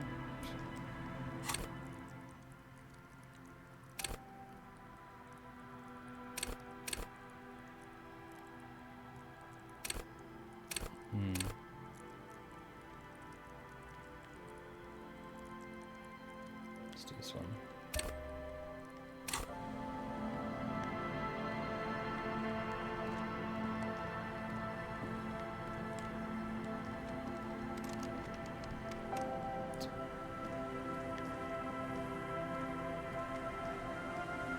You see, a once bright mural towering above you.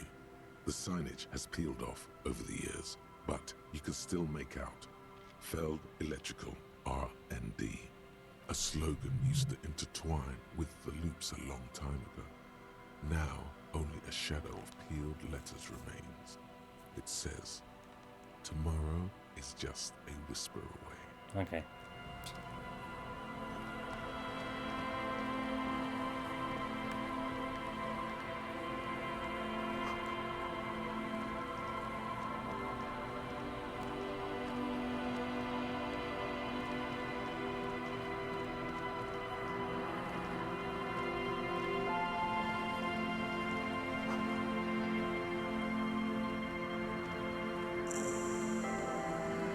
Hey, quick travel, nice.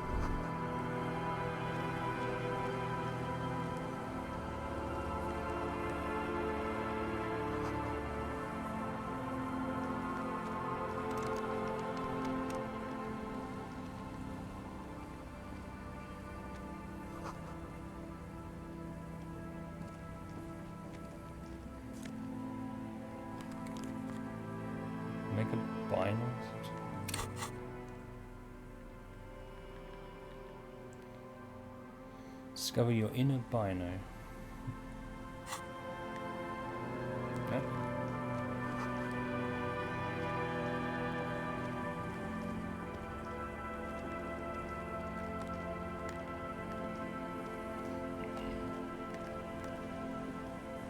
A metal payphone under a yellow plastic dome. You could use it to call someone, unless you're out of change. Pick it up. You hear the tone. The machine is inoperable. Okay. Calling. Still calling. This feels wrong. Should you be doing this? End of tone. Someone picks up. Pierre, is that you, Pierre?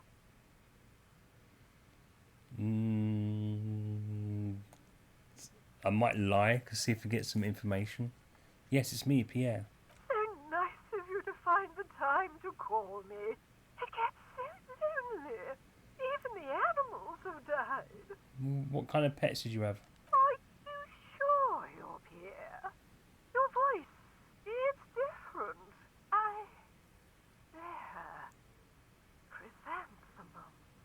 Her voice is drowned in white noise. Sounds like waves washing a beach, growing in volume until the call suddenly disconnects. You get a sinking feeling. It makes you look if Lieutenant Kitsuragi overheard you. To your relief, he did not. Calling. Still calling. Again? Seriously? Shh. Someone with a masculine voice picks up. Hello, Gerard speaking. What you are is a surprise. Get his wife on the phone.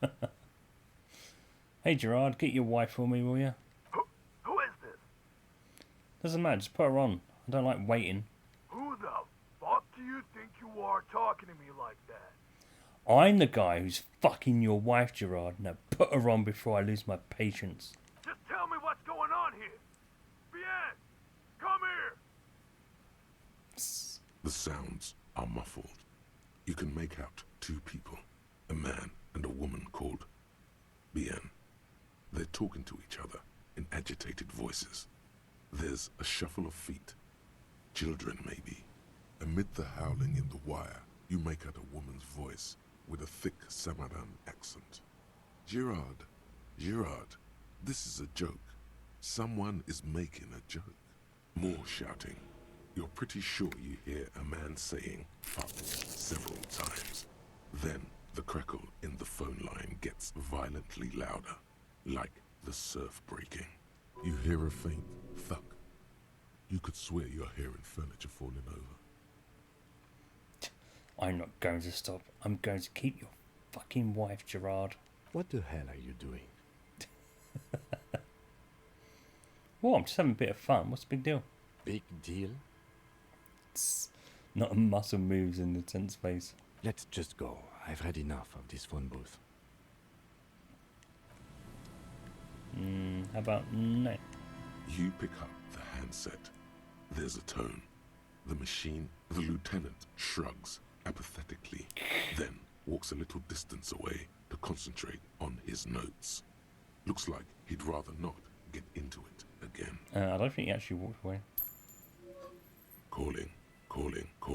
Still calling. Still calling. Stop calling me, man. The voice on the other end is slightly hysterical. I'll get you your money, alright? I just need till tonight. Let me work.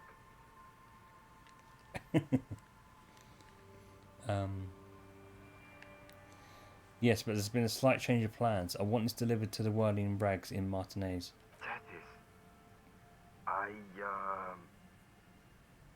Hey! You're not Tethys. Screw you, and don't ever call here again. You're fucking with some serious people. Disconnect tone. Are we about done with this now? No. Calling. I'm tired. What? Picks up the phone. I'm tired. Who does that? A man answers fast this time. His voice is hoarse and from cigarettes. You hear typing in the background. Sounds like he hasn't talked to anyone in quite a while.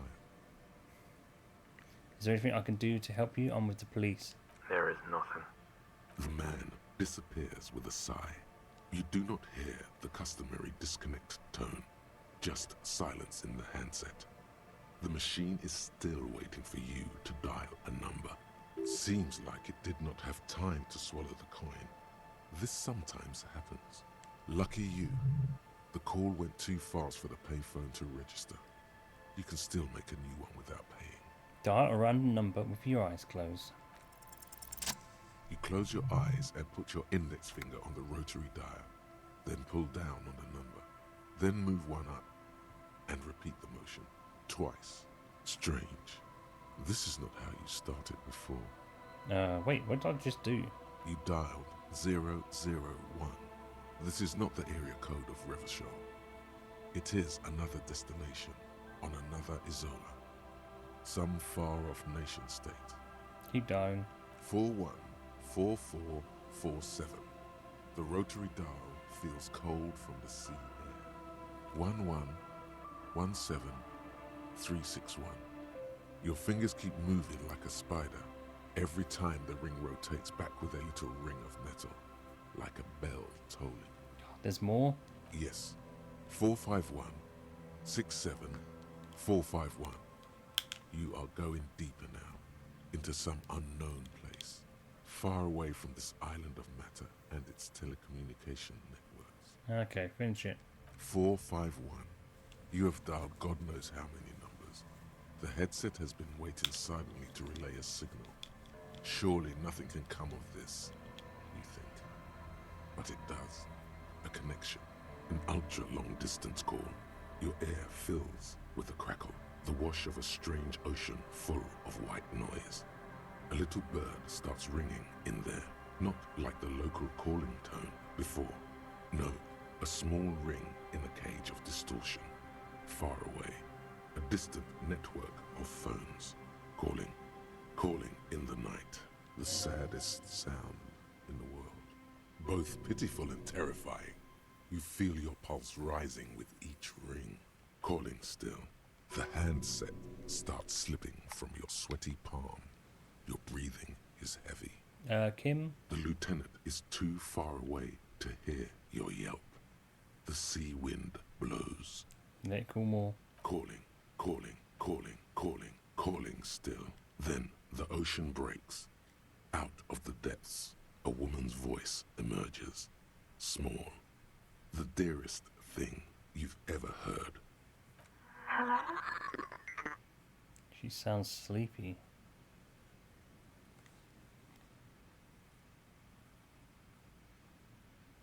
Hello?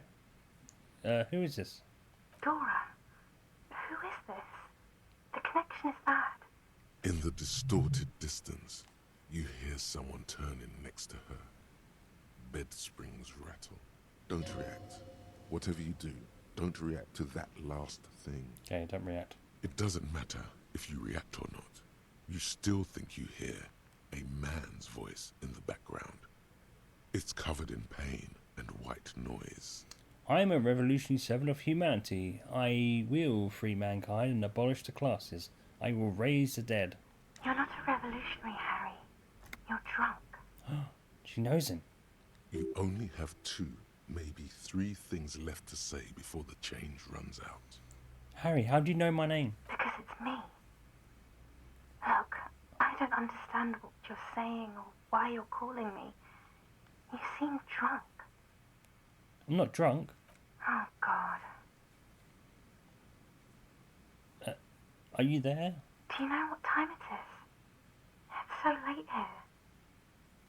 It's like she's looking for a clock on the nightstand. It's 4 o'clock, Harry. I need to wake up in 2 hours. I want to talk about me. Who am I? You sound like you know me. What do you want to talk about that we haven't talked about already? This is bad. You feel your right hand on the handset cramping up with pain. Where are you? You sound like you're in another world. I'm in Morova, sleeping. Where are you going? Where are you going in 2 hours? To work. Where? The academy. where I work. The academy? That sounds better than my job. I'm happy.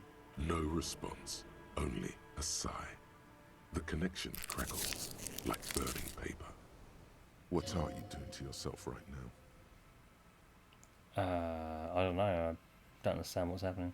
You need to stop. Harry, you're killing yourself. Is there some there with you? Yes. Do you want to party? No. I want to go to sleep. Okay. Oh, well, I am the law. I'm a detective. I'm doing a case. There's a hanged man. She does not answer anymore. I'm gonna solve it. Harry. What? Disconnect tone. The machine ran out of money. Right, I think we'll definitely leave it there.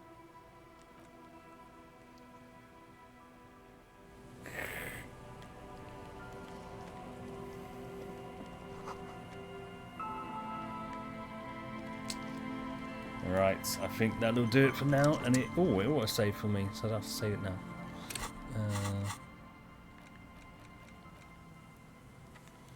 I'm just going to see if I'll be back tomorrow. If there's more of this.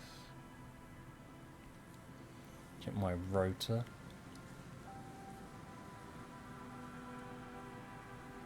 But it's quite interesting though, because you don't know what to expect. I knew that there was going to be like random people on the end of the phone.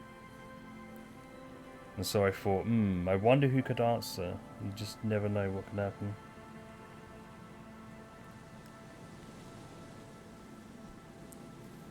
So yeah, I should be back tomorrow with some more of this. Should be fine. I just feel like we're only getting so far every time, because you know you need to talk to everyone. And who would have thought that guy was the one who put the clothes in the trash container? You have to talk to everyone. You know, even if you feel it's like really pointless, you just never know what task you're going to complete.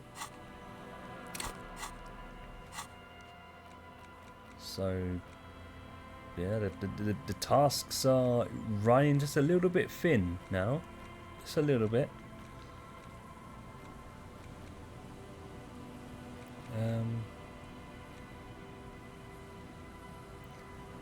Should have found that, have we?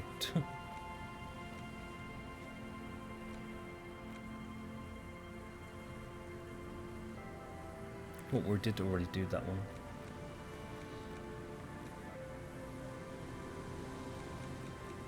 But I'm pretty sure tomorrow will get even more interesting as we go up the coast more. Hopefully. But yeah, thank you for watching. Take care, and I will be back tomorrow. See you then.